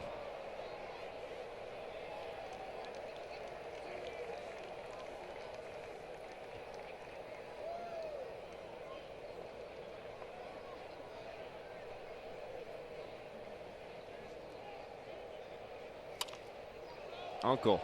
Another changeup. Well, he's thrown everything a couple times. This will be the 11th pitch of the at-bat. 5 foul balls. I don't think he's going to freeze him with anything. And they're not aggressive swings. He's just trying to stay alive.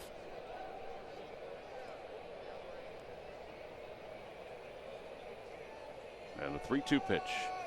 Off the hands, looped out to left center field, a base hit. What an AB. Man. 11 pitches and a 1-out single, and now Tehran's coming up. Phil's fans, you need to check out the Authentic Fan ticket package for the 2018 season. NBC Sports Philadelphia is giving you a $4 discount per ticket and your choice of one of these 3 hats. Head over to Phillies.com/authenticfan to grab your seats now.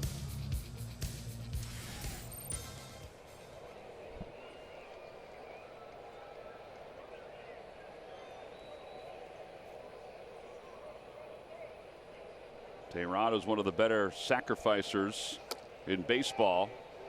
Takes outside. He only has 1 this year, but he's been among the league leaders the last couple of years.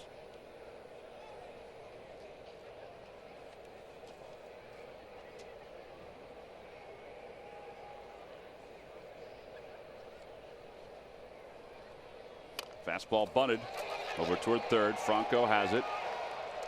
Sacrifice is successful. 2 outs and a runner at second base. 5-4 on that put out. Did Tehran have more sacks by himself than the entire Phillies starting rotation that is last correct. season? Yeah. Yes, I believe that is correct. And now Ender Inciarte, who is 1 for 2 with a run scored.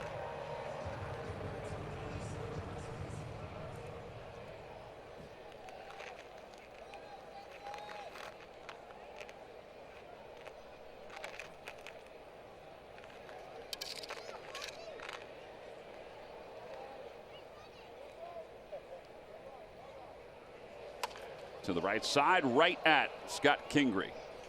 Now the inning is over. No runs, 1 hit, and 1 man left in scoring position. We have played 5. It's now time for the top of the 6th with the Braves up 2-1.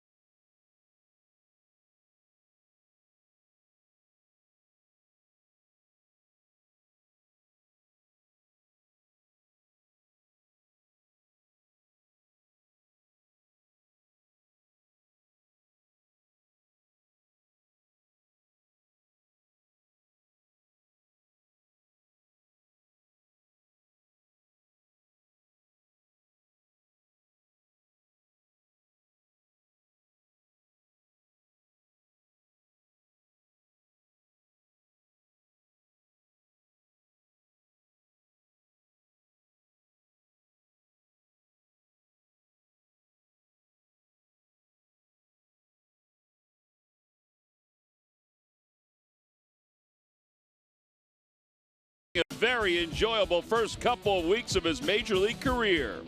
Scott signed a 6-year contract right before the end of spring training and has hit the ground running and swinging. It didn't take long for his first hit, followed by his first home run, and now his first big league grand slam.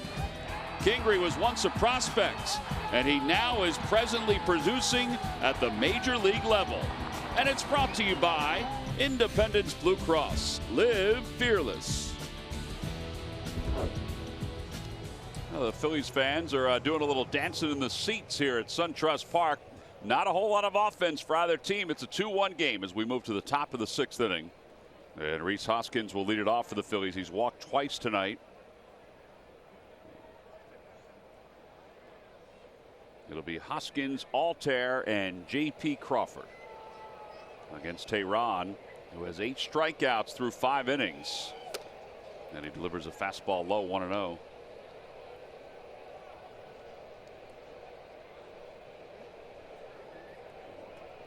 Braves as a team have an ERA of 3.43, which is 5th best in the National League. There's a strike, and it's 1-1.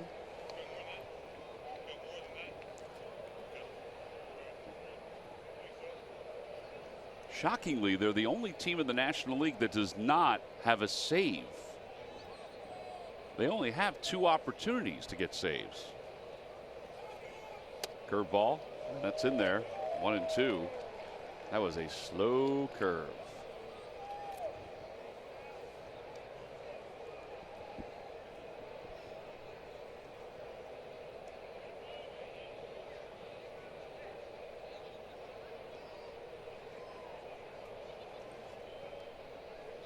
Fastball punched the other way. It's a fair ball down the right field line.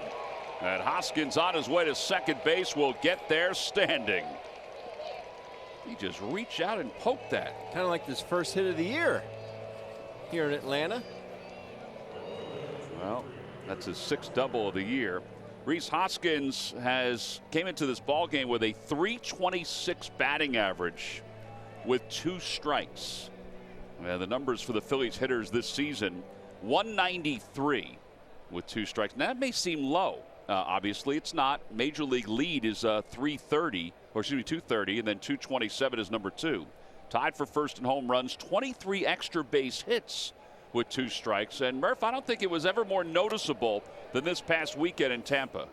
I think you're right about that, Tom. You know, you stop to think about those big moments that happen in Tampa, and really can go back even further during that 6-game win streak. And they were making things happen with 2 outs, and they were making things happen with 2 strikes. And I had a chance to talk to John Maley about that today, and he said, you know, look, we are a team that is going to see a lot of pitches. We've talked about that often this year. See a lot of pitches. You're going to see a lot of deep counts, and that's, you know, one goes with the other. But back in spring training, they brought all the guys in one day in the clubhouse, and they actually had a presentation on how to approach a count with 2 strikes. Now, it may seem like common sense. You played the game your whole life. You know, you shorten up your swing a little bit. You just concentrate on putting the ball in play.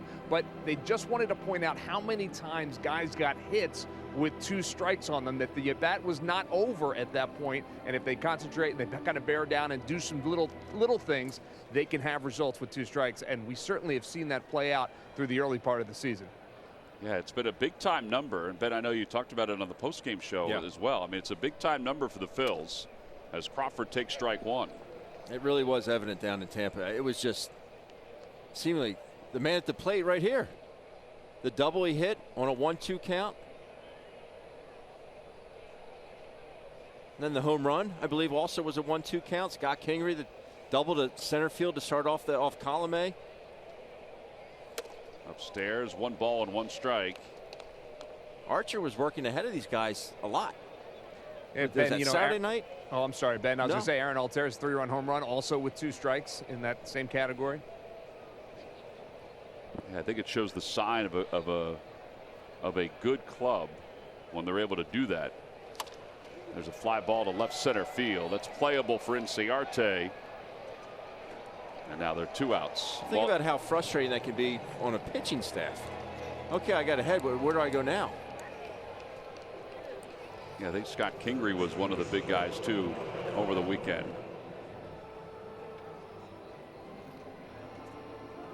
Well, now they need a 2-out clutch base hit.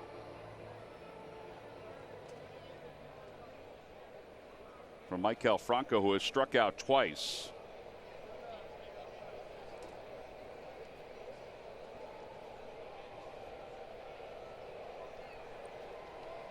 Franco takes just below the knees, and it's 1 ball and no strikes to him.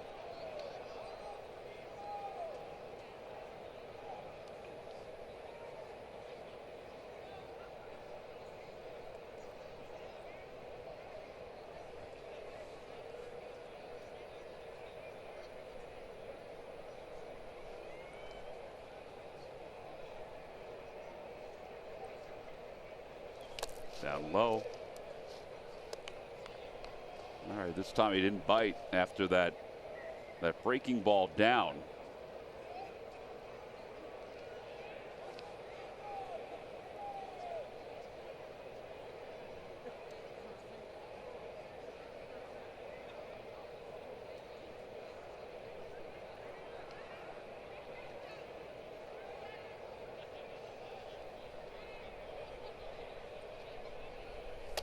That time he bit. Oh, it's so hard, it's enticing, but that's where Franco has struggled. It's a perfect situation, though. You got to realize the situation.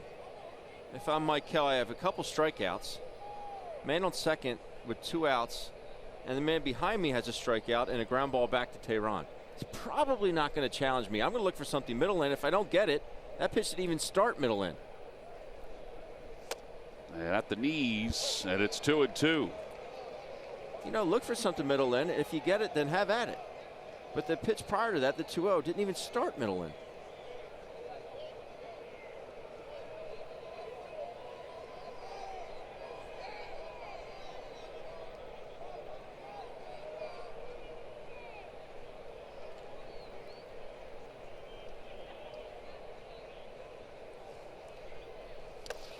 Three and two.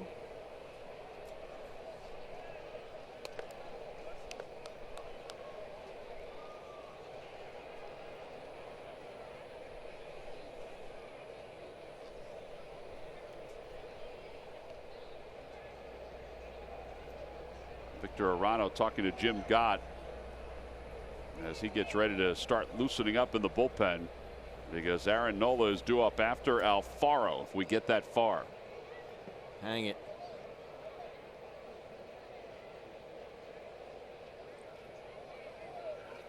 Got him.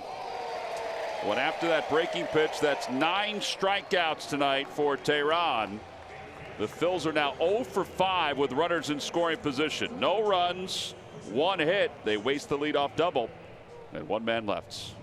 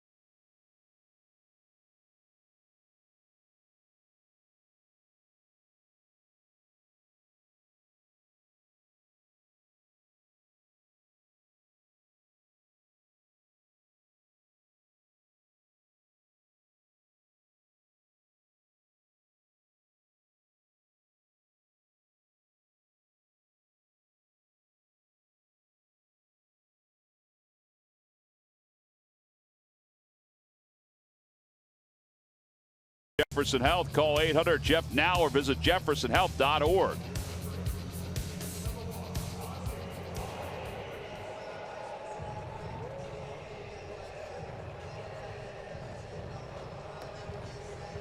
Tehran may be done, as he's talked to by Chuck Hernandez, the pitching coach.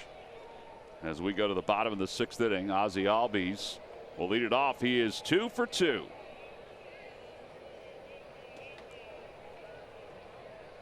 First pitch he swings at, surprisingly. And over in foul territory is Franco, 1 away. Thank you. Yeah, and this is most likely Nola's last inning. At least we think it is, because he's due up second, but maybe not. I mean, we'll see.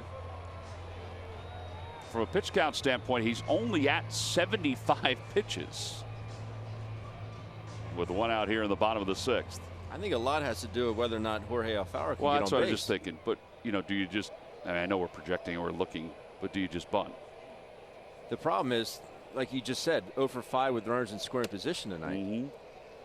Yeah, which has been a strength for the Phillies, particularly during this winning streak. So do you want to give up an out in that situation?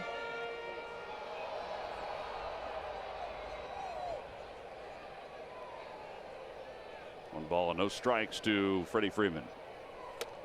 There's a strike, 1-1. Shane Carl warming up in the bullpen, the right-hander. Braves bullpen's been good too. They've walked some guys. It's been their issue. 1-2.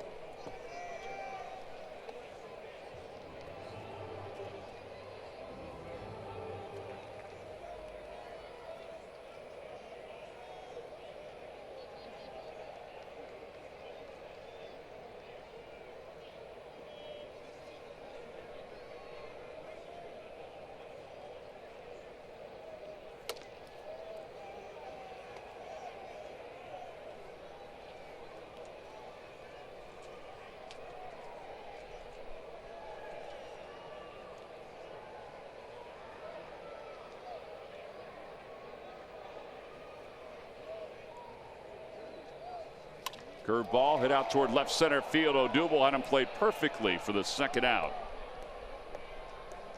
So 2 away, and Markakis is coming up.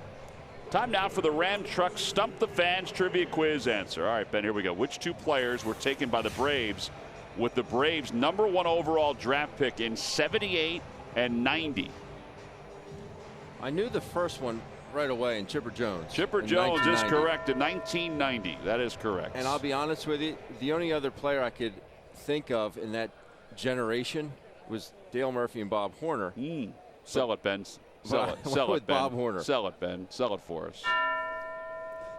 Log back on to Phillies.com to find out if you're the winner of a Phillies prize pack. We'd like to thank Glenn and Little Joe for participating in the Rams Truck Stump the Fans trivia question tonight. Are you ever going to give credit where credit is due? No.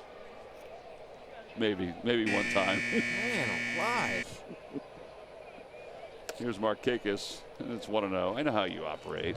So if the question tonight was who were #3 for the Braves? I would give you that one. Okay. Yeah.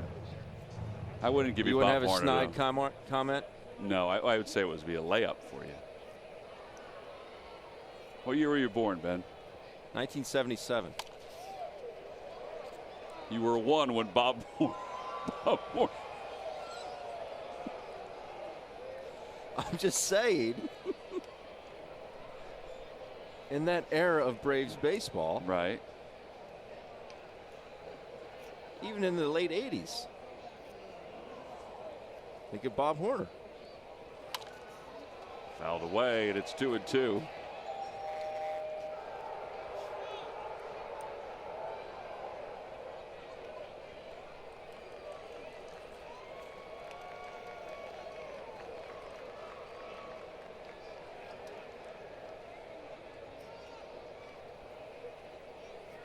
Here's the 2-2 to Markakis.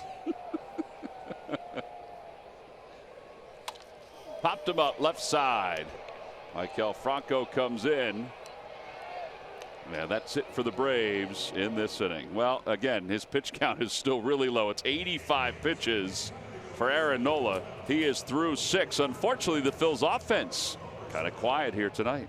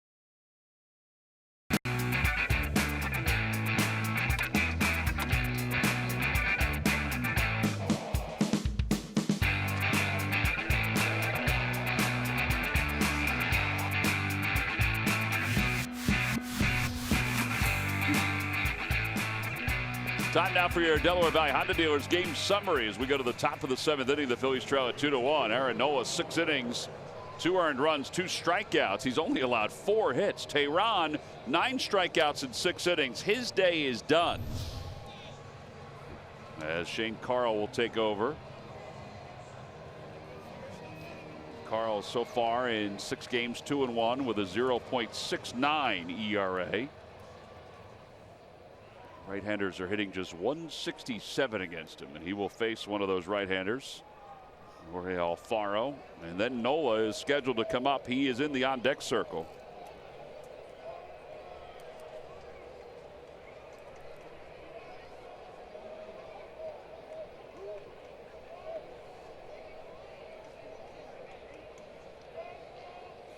First pitch fastball, and it's 0-1.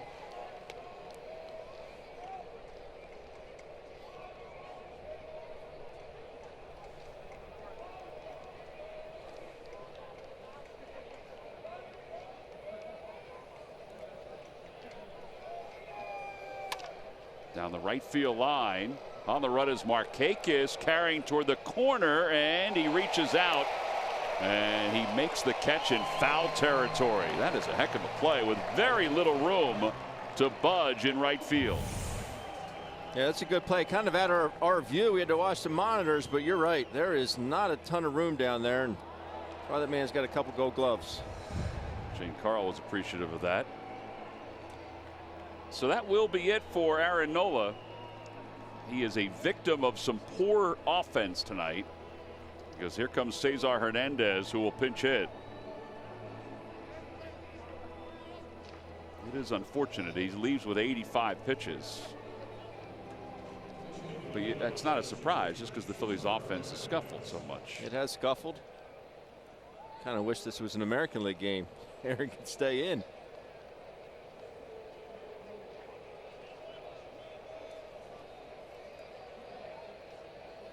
So Cesar Hernandez pinch hits, and he'll take a fastball a little low, 1-0. 1 walk, 2 strikeouts for Nola.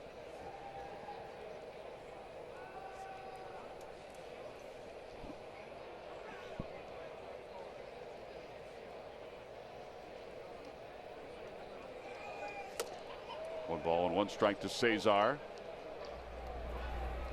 Victor Arano warming up in the bullpen. And he'll come on to pitch the bottom of the 7th inning.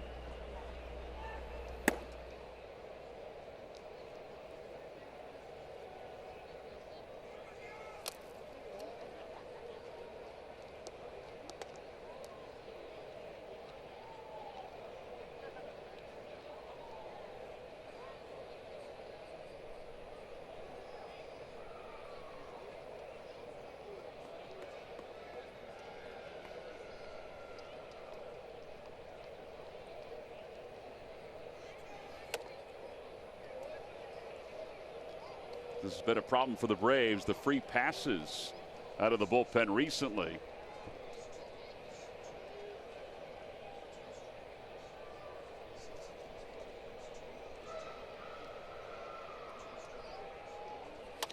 Out towards center field, shallow. Dansby Swanson waits, and he'll make the catch for the 2nd out.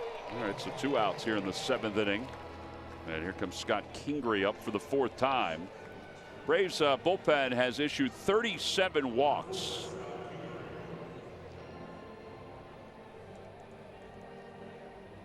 In 54 2/3 innings of work. All right, so Scott Kingery has struck out. He's flied out to center. He's grounded out to 3rd.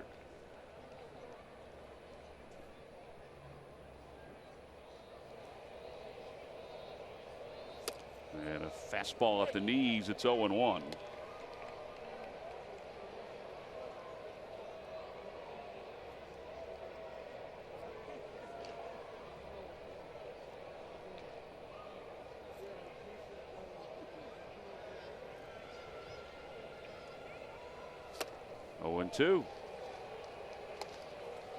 Carl's got a quick arm, 94 to 96 with the fastball, change 86 to 89, slider and curveball as well.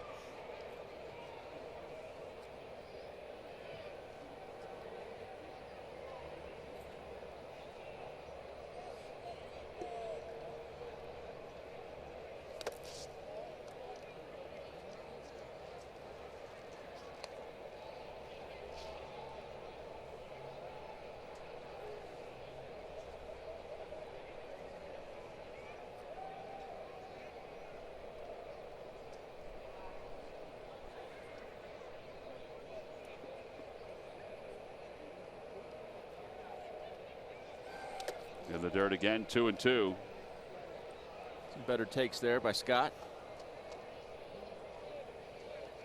Walks per 9 innings by relief pitchers. The Braves at 5.91. The Phillies are a hair above the average. Some of that happened early on. We saw that with the Reds. It was no doubt that they were struggling with command issues out of the bullpen. 2 balls, 2 strikes to Kingery. And now 3-2.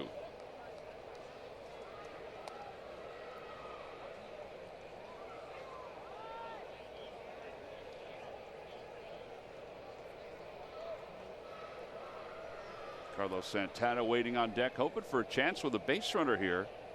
With a count 3-2 to Kingery. This is where he has thrived somewhat. And he fouls it off to the right.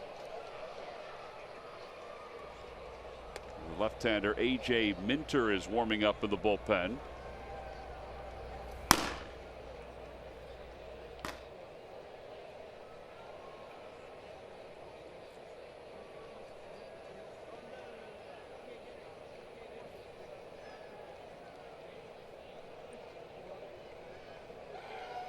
In the dirt, ball 4. Nice AB.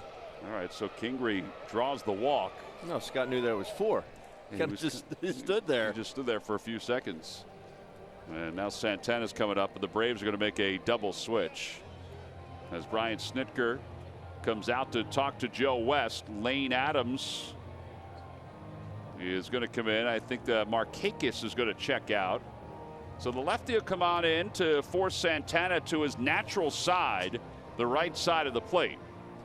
So we have a pitching change here at SunTrust Park. It's the Braves 2 and the Phillies 1.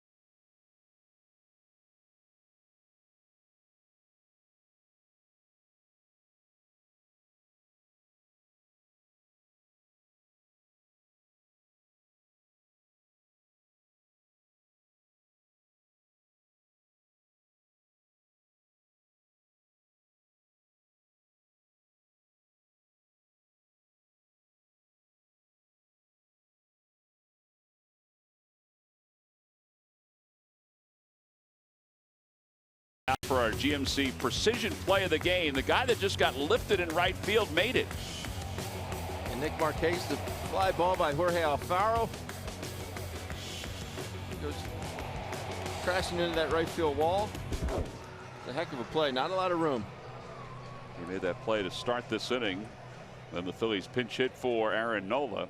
And now Scott Kingery is walked, and Carlos Santana will bat from the right side. We mentioned this is his natural side, but they bring in A.J. Minter. Minter in 7 games has 6 strikeouts in 7 innings. So far this year, Santana hitting .231 against lefties. Now the first pitch is a rip and a foul tip.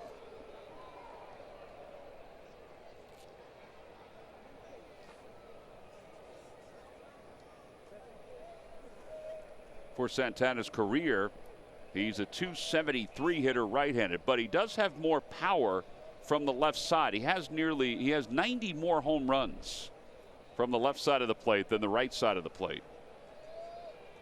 No balls and 1 strike. And that one's lined out toward left center field. Inciarte will glide under it. Live. He hit it right on the nose. The other side is retired. No runs, no hits, and one man left. Time to stretch here at SunTrust Park.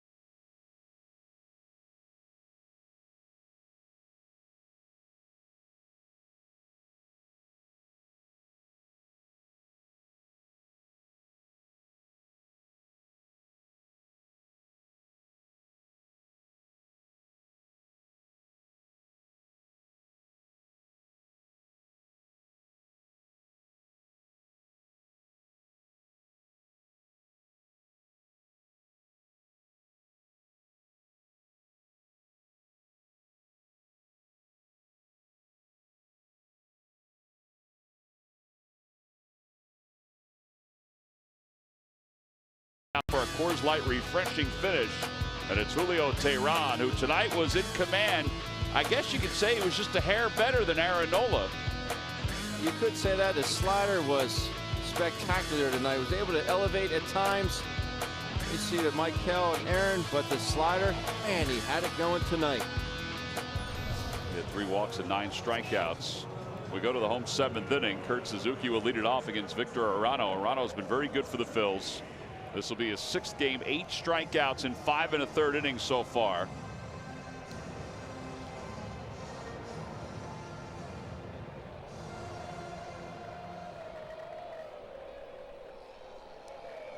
And Suzuki had the sacrifice fly that broke the 1-1 game up his last time up. The RBI was just his 4th.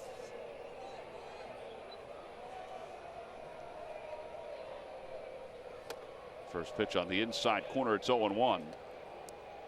We mentioned before that the Phillies have won 6 consecutive games. Part of the success the Phillies have had is because of their starting pitching and their relief pitching. Both of this core has been really delivering during the 6-game winning streak. In fact, the Phillies pitchers have been delivering all year long. I mean, you can look at the ERA, the overall ERA, and the strikeouts, the batting average against.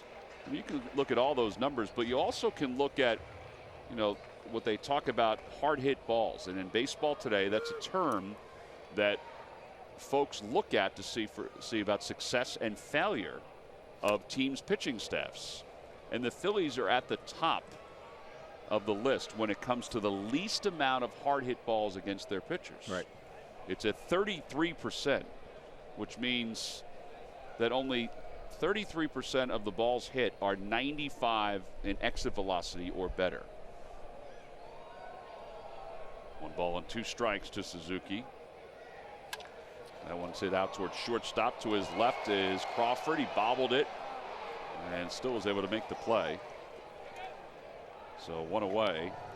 And again, we talk about ERA, that's important. We talk about blown saves, that's important. Strikeouts important too. But I think it shows the overall consistency of the staff when you take a look at balls that aren't hit that hard.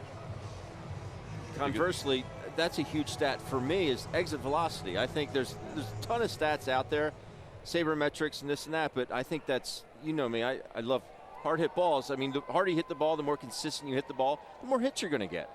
And conversely, the less hard hit balls you give up, the less hits you're going to give up. Yeah, I was surprised by that number, that it was that good. I knew that they were close to the top. I didn't know that they were at the top of the list. Preston Tucker is 0 for 2. He's grounded out and he has struck out. And it's 1 ball and 1 strike.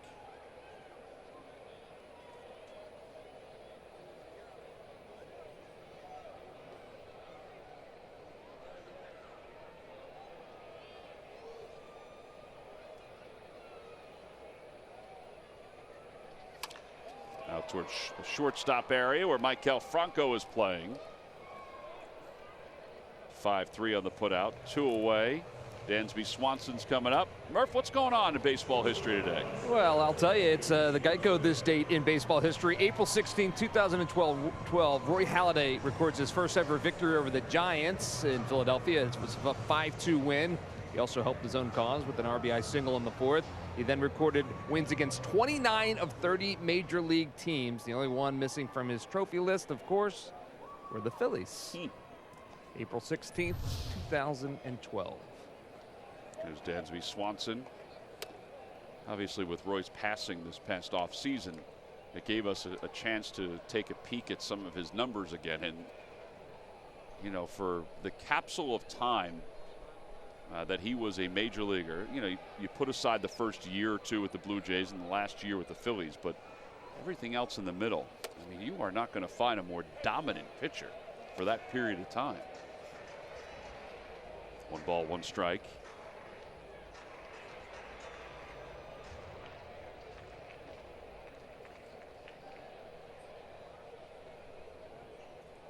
He was a force to be reckoned with and expected to go 9 every time out. Swing and a miss, 1-2.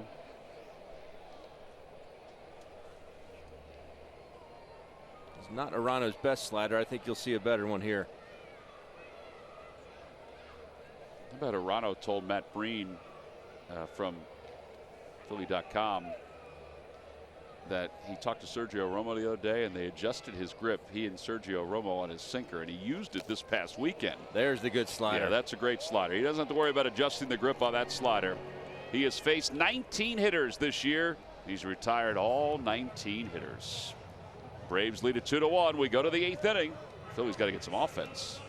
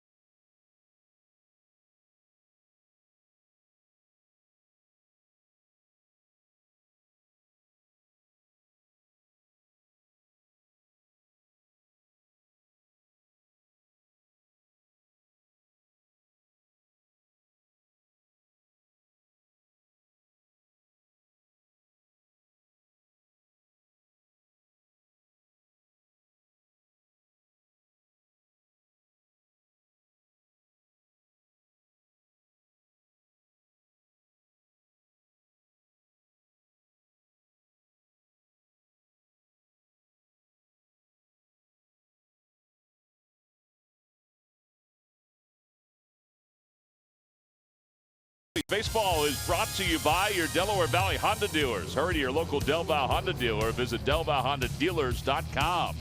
And by WB Mason. Who about WB Mason for fast, free delivery? Nobody does it better. Braves are on top 2-1 as we go to the top of the 8th inning. Phillies fans are yawning a little bit out there in left field. It's because it's been a quiet night for this offense. Peter Borges takes over in left field for Preston Tucker. And A.J. Minter goes back to work. And will face Odubel Herrera. Fastball outside, 1-0.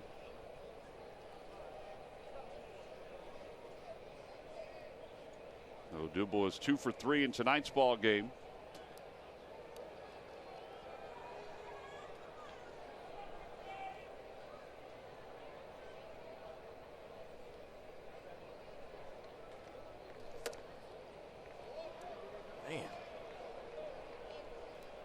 A tad low, I guess.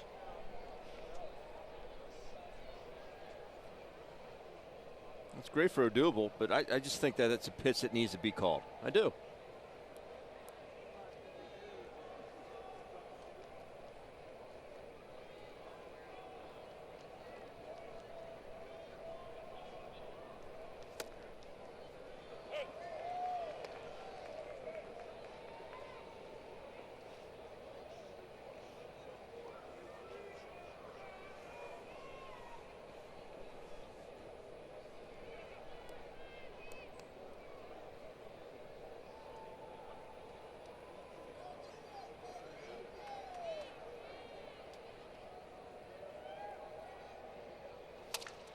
And a line drive out toward right field. He broke his bat on it. And Adams makes the catch. Time now for a Hyundai defensive play of the game. We'll go back to the third inning of tonight's ball game. Nick Markakis. Yeah, it's just a base hit to right field. Odubel goes tiptoeing into second base, does not slide. Phillies would have had second and third with Rhys Hoskins up with just one out, but does not get on his tail. That is your defensive play of the game, brought to you by your local Hyundai dealers. And instead it turned out to be an out by Odubel. And with 2 outs, Hoskins walked, and then Altair wound up striking out. And the first pitch to Rhys is taken low. It's 1 ball and no strikes. Rhys doubled his last time up. He has 3 doubles against the Braves this year. He has 6 doubles overall. And now the 1-0 pitch coming. 2-0.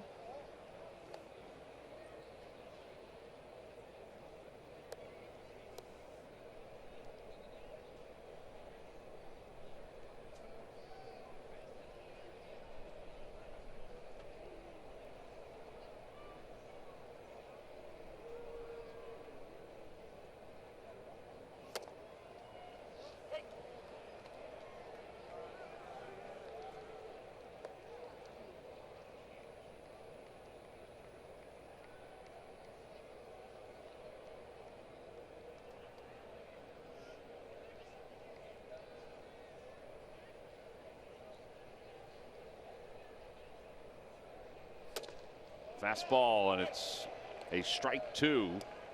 Rhys had checked his swing, but Joe West called it a strike anyway.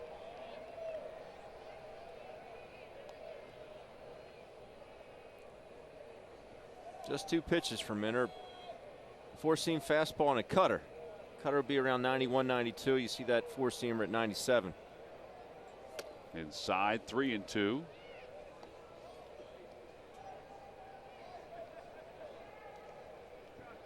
Aaron Altair is on deck.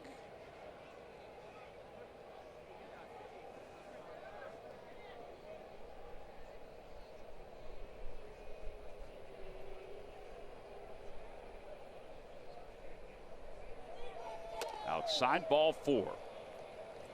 So a 1-out walk. 3rd walk tonight for Rhys. And here comes Altair.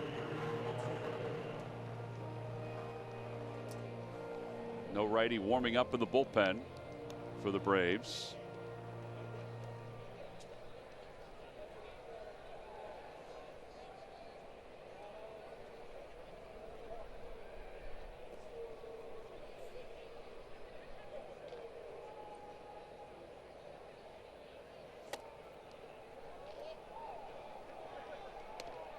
What a no. Just below the knees.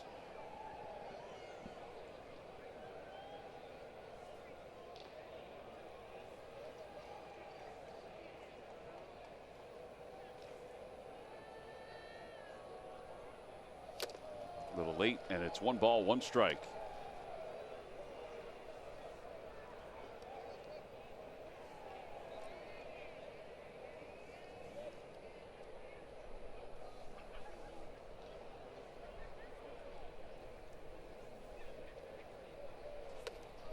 That almost hit Altair as it comes running inside.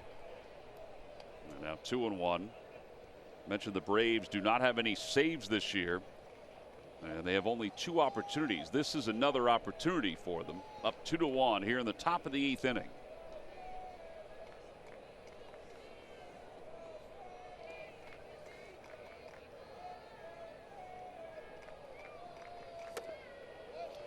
Now 3-1.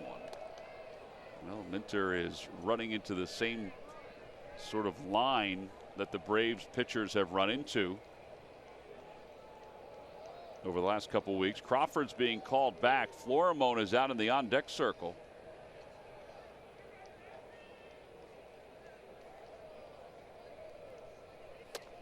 Three and two. A lot of 3-ball, 2-strike counts tonight for both teams. So 3-2 now to Altair. Tried to run that cutter 3-2 in on Hoskins. Thing just backed up high and outside to Reese. See what he does here with Aaron. Threw the 3-1 cutter, backdoored it. Going back in there. And Aaron fouls it off toward the Phillies dugout. And a kick save by Dusty Wathan. And a beauty. Toby Milner warming up for the bullpen.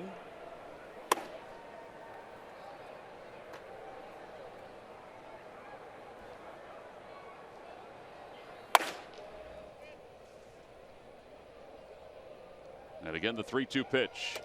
And ball 4. That'll put runners on first and second with one man down. Back-to-back walks for Minter and nobody warming up in the bullpen. Now somebody is finally up for the Braves. Ramirez will start to fire. And Chuck Hernandez is going to come out, buy him a little bit of time. Pedro Florimone pinch hitting here for J.P. Crawford, who is 2 for 3. Gives us a chance to remind everybody Thursday when the Phillies take on the Pirates, it's the Veritiv Nick Williams retro t-shirt, free to fans 15 and older. It's also the debut of the Throwback Thursday. The Phils players will wear the powder blue uniforms. Go to Phillies.com to get your tickets now. So the conversation is done with between Chuck Hernandez and Minter. And the Phillies will lean on the bench and try to get a big hit from Pedro Florimone. They are hitless with runners in scoring position tonight. But a base hit here can change all of that. 0 for 5 so far.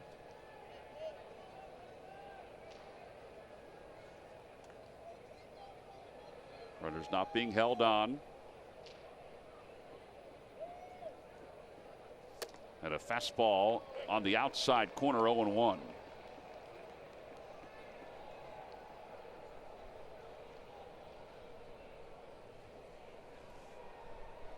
Peter Moylan joins Ramirez in the bullpen.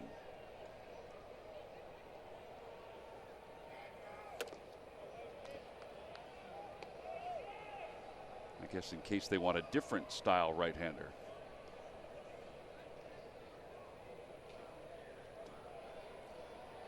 I think if Florimone were to reach via the walk, bring Moylan in to get a ball on the ground with his sidearm motion. Foul ball at home plate, 1-2.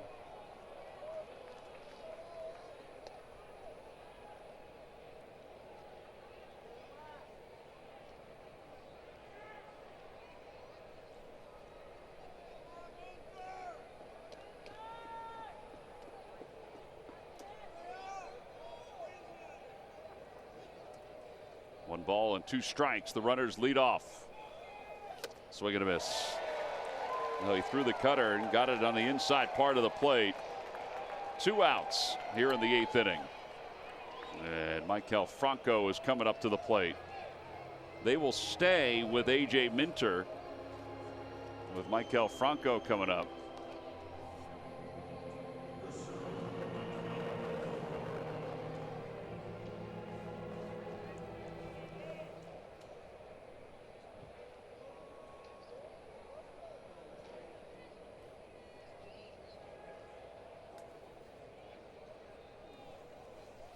Bouncing ball over toward third. Ryan Flaherty goes to second the short way in time to get Altair.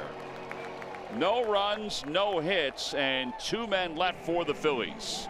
They continue to struggle tonight. 0 for 7 now with runners in scoring position as we go to the bottom of the 8th.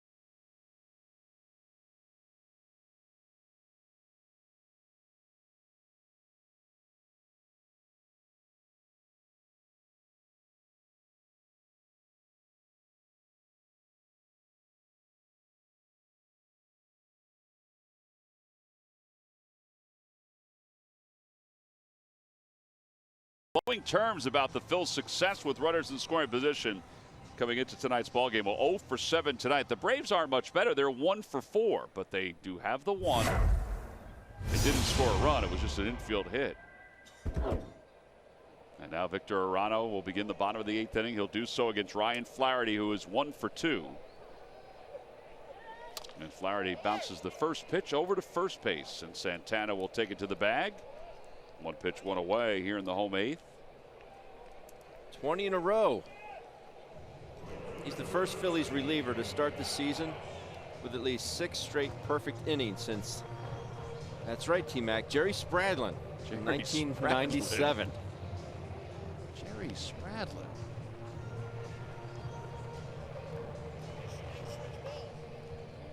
Here's Lane Adams up for the first time. He came on as part of a double switch.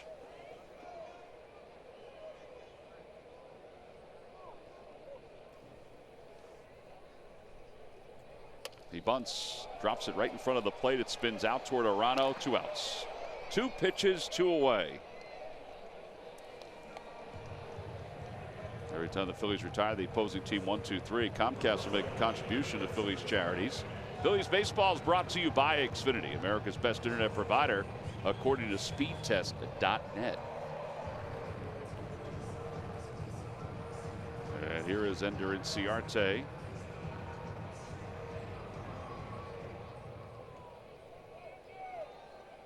Phillies have 4 1-2-3 innings so far. Inciarte ready from the left side. And he swings at the first pitch. How about that?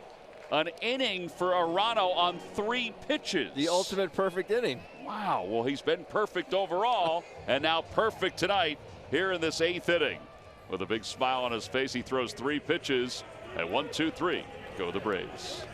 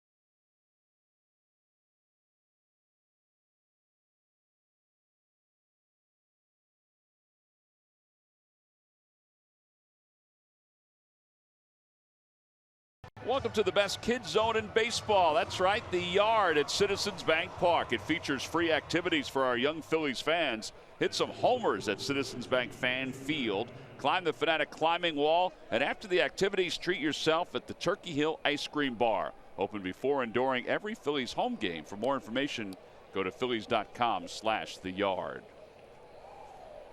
Andrew Knapp is going to pinch hit for the Phils against Vizcaino. The first pitch nearly hit him as it zips by at 95. It's 1 ball and no strikes. That would not feel good on a cold night. Andrew is hitting 190 on the year. And you saw his numbers as a pinch hitter. He has been better from the right side as well. Fouls it away, and it's 1 ball, 1 strike to Andrew Knapp.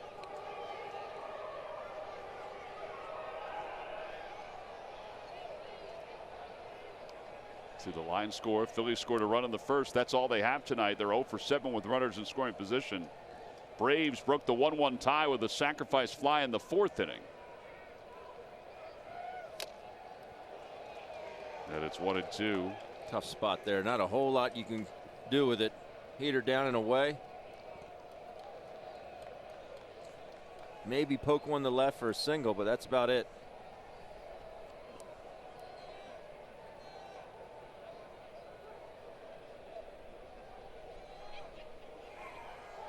Got him way out in front.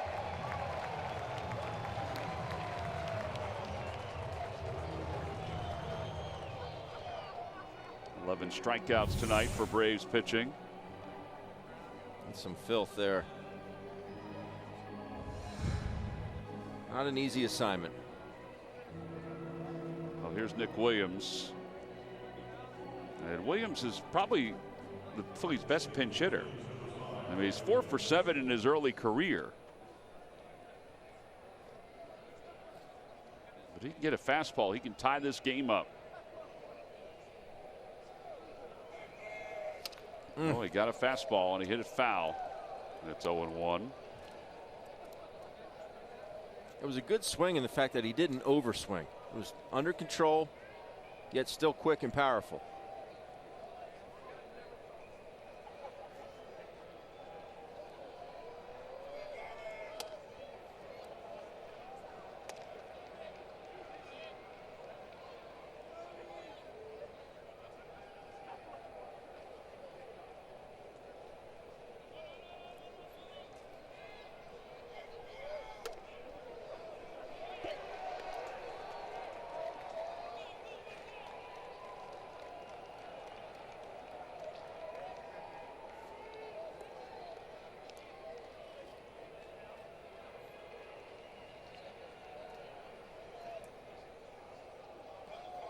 A little bit of a quick pitch there. 2-2, 98 miles an hour.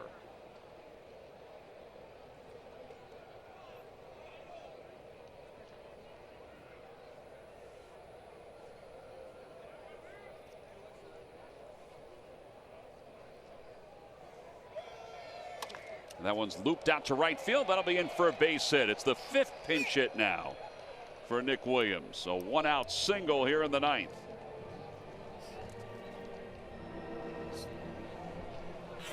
Our W. Mason delivery of the game. This is the reason why the Braves are ahead. It's a sac fly by Kurt Suzuki. Hanging breaking ball here by Suzuki, and Odubel either doesn't see it or just wanted Aaron Altherr to take it.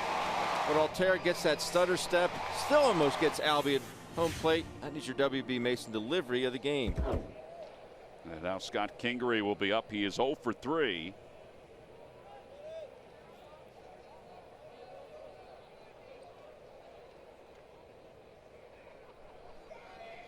Outside with a fastball.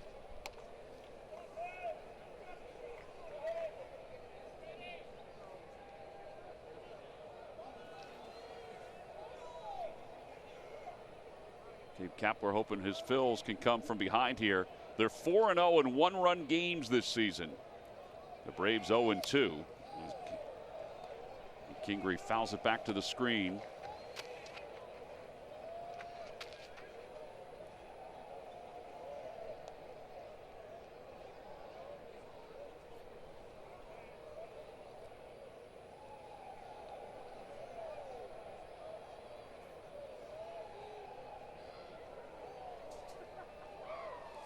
Try to check his swing. He went around. It's 1-2.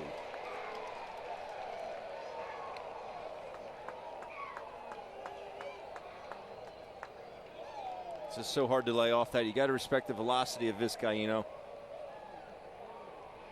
You read fastball out of the hand, and then the bottom falls out.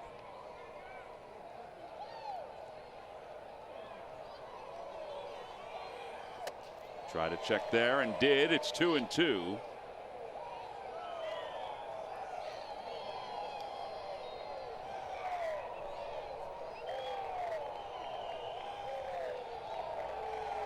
Rhys Hoskins hoping for a chance here Left center gap. Let Nick run. Fouled away, and it remains 2-2. Good swing.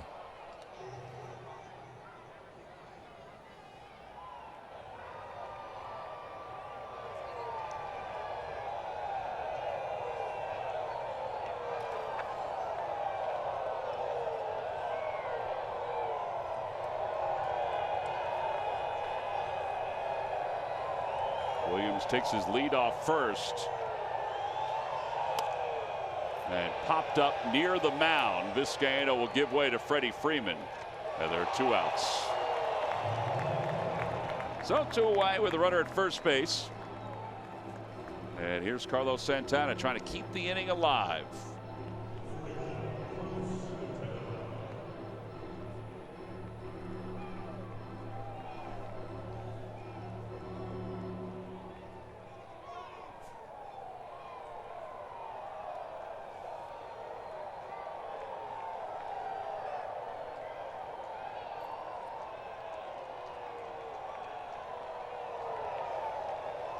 Time is called.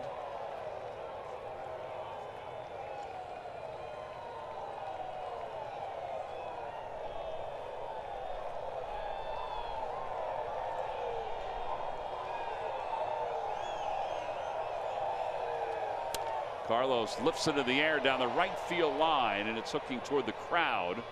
It should go back.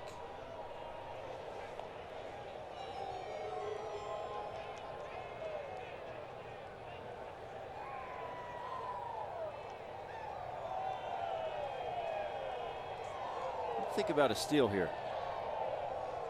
I'm good. I'm good with being aggressive. I'm just saying, Vizcaino can be slow to home plate. He can be slow. Yep. Nick can run. That one's pulled to the right side and bobbled by Albies, and the ball game is over. The Braves have won it by a final score of 2-1. It's their first 1-run victory of the season, and it's the Phillies' first 1-run loss of the year. So game 1 goes to the Atlanta Braves by a final of 2-1. Vizcaino picks up the first save of the season for the Atlanta Braves. He saves it for Tehran, who picks up his first victory, as Aaron Nola is the tough luck loser as he drops to 1-1. Julio Tehran, 9 strikeouts tonight, Ben, and he is our player of the game, brought to you by Chevrolet. Fastball command was decent, but this slider was unbelievable tonight. 6 innings pitched, just the 1 earned run, 5 hits, 9 strikeouts, and the 3 walks. Pitch count got up there. That's why it only lasted 6. But boy, this slider he had it going this evening. Well, the Phillies had opportunities. They left 10 men on base tonight and were unable to push a run across the plate to tie this game up. 2-1, the final score. The Braves have defeated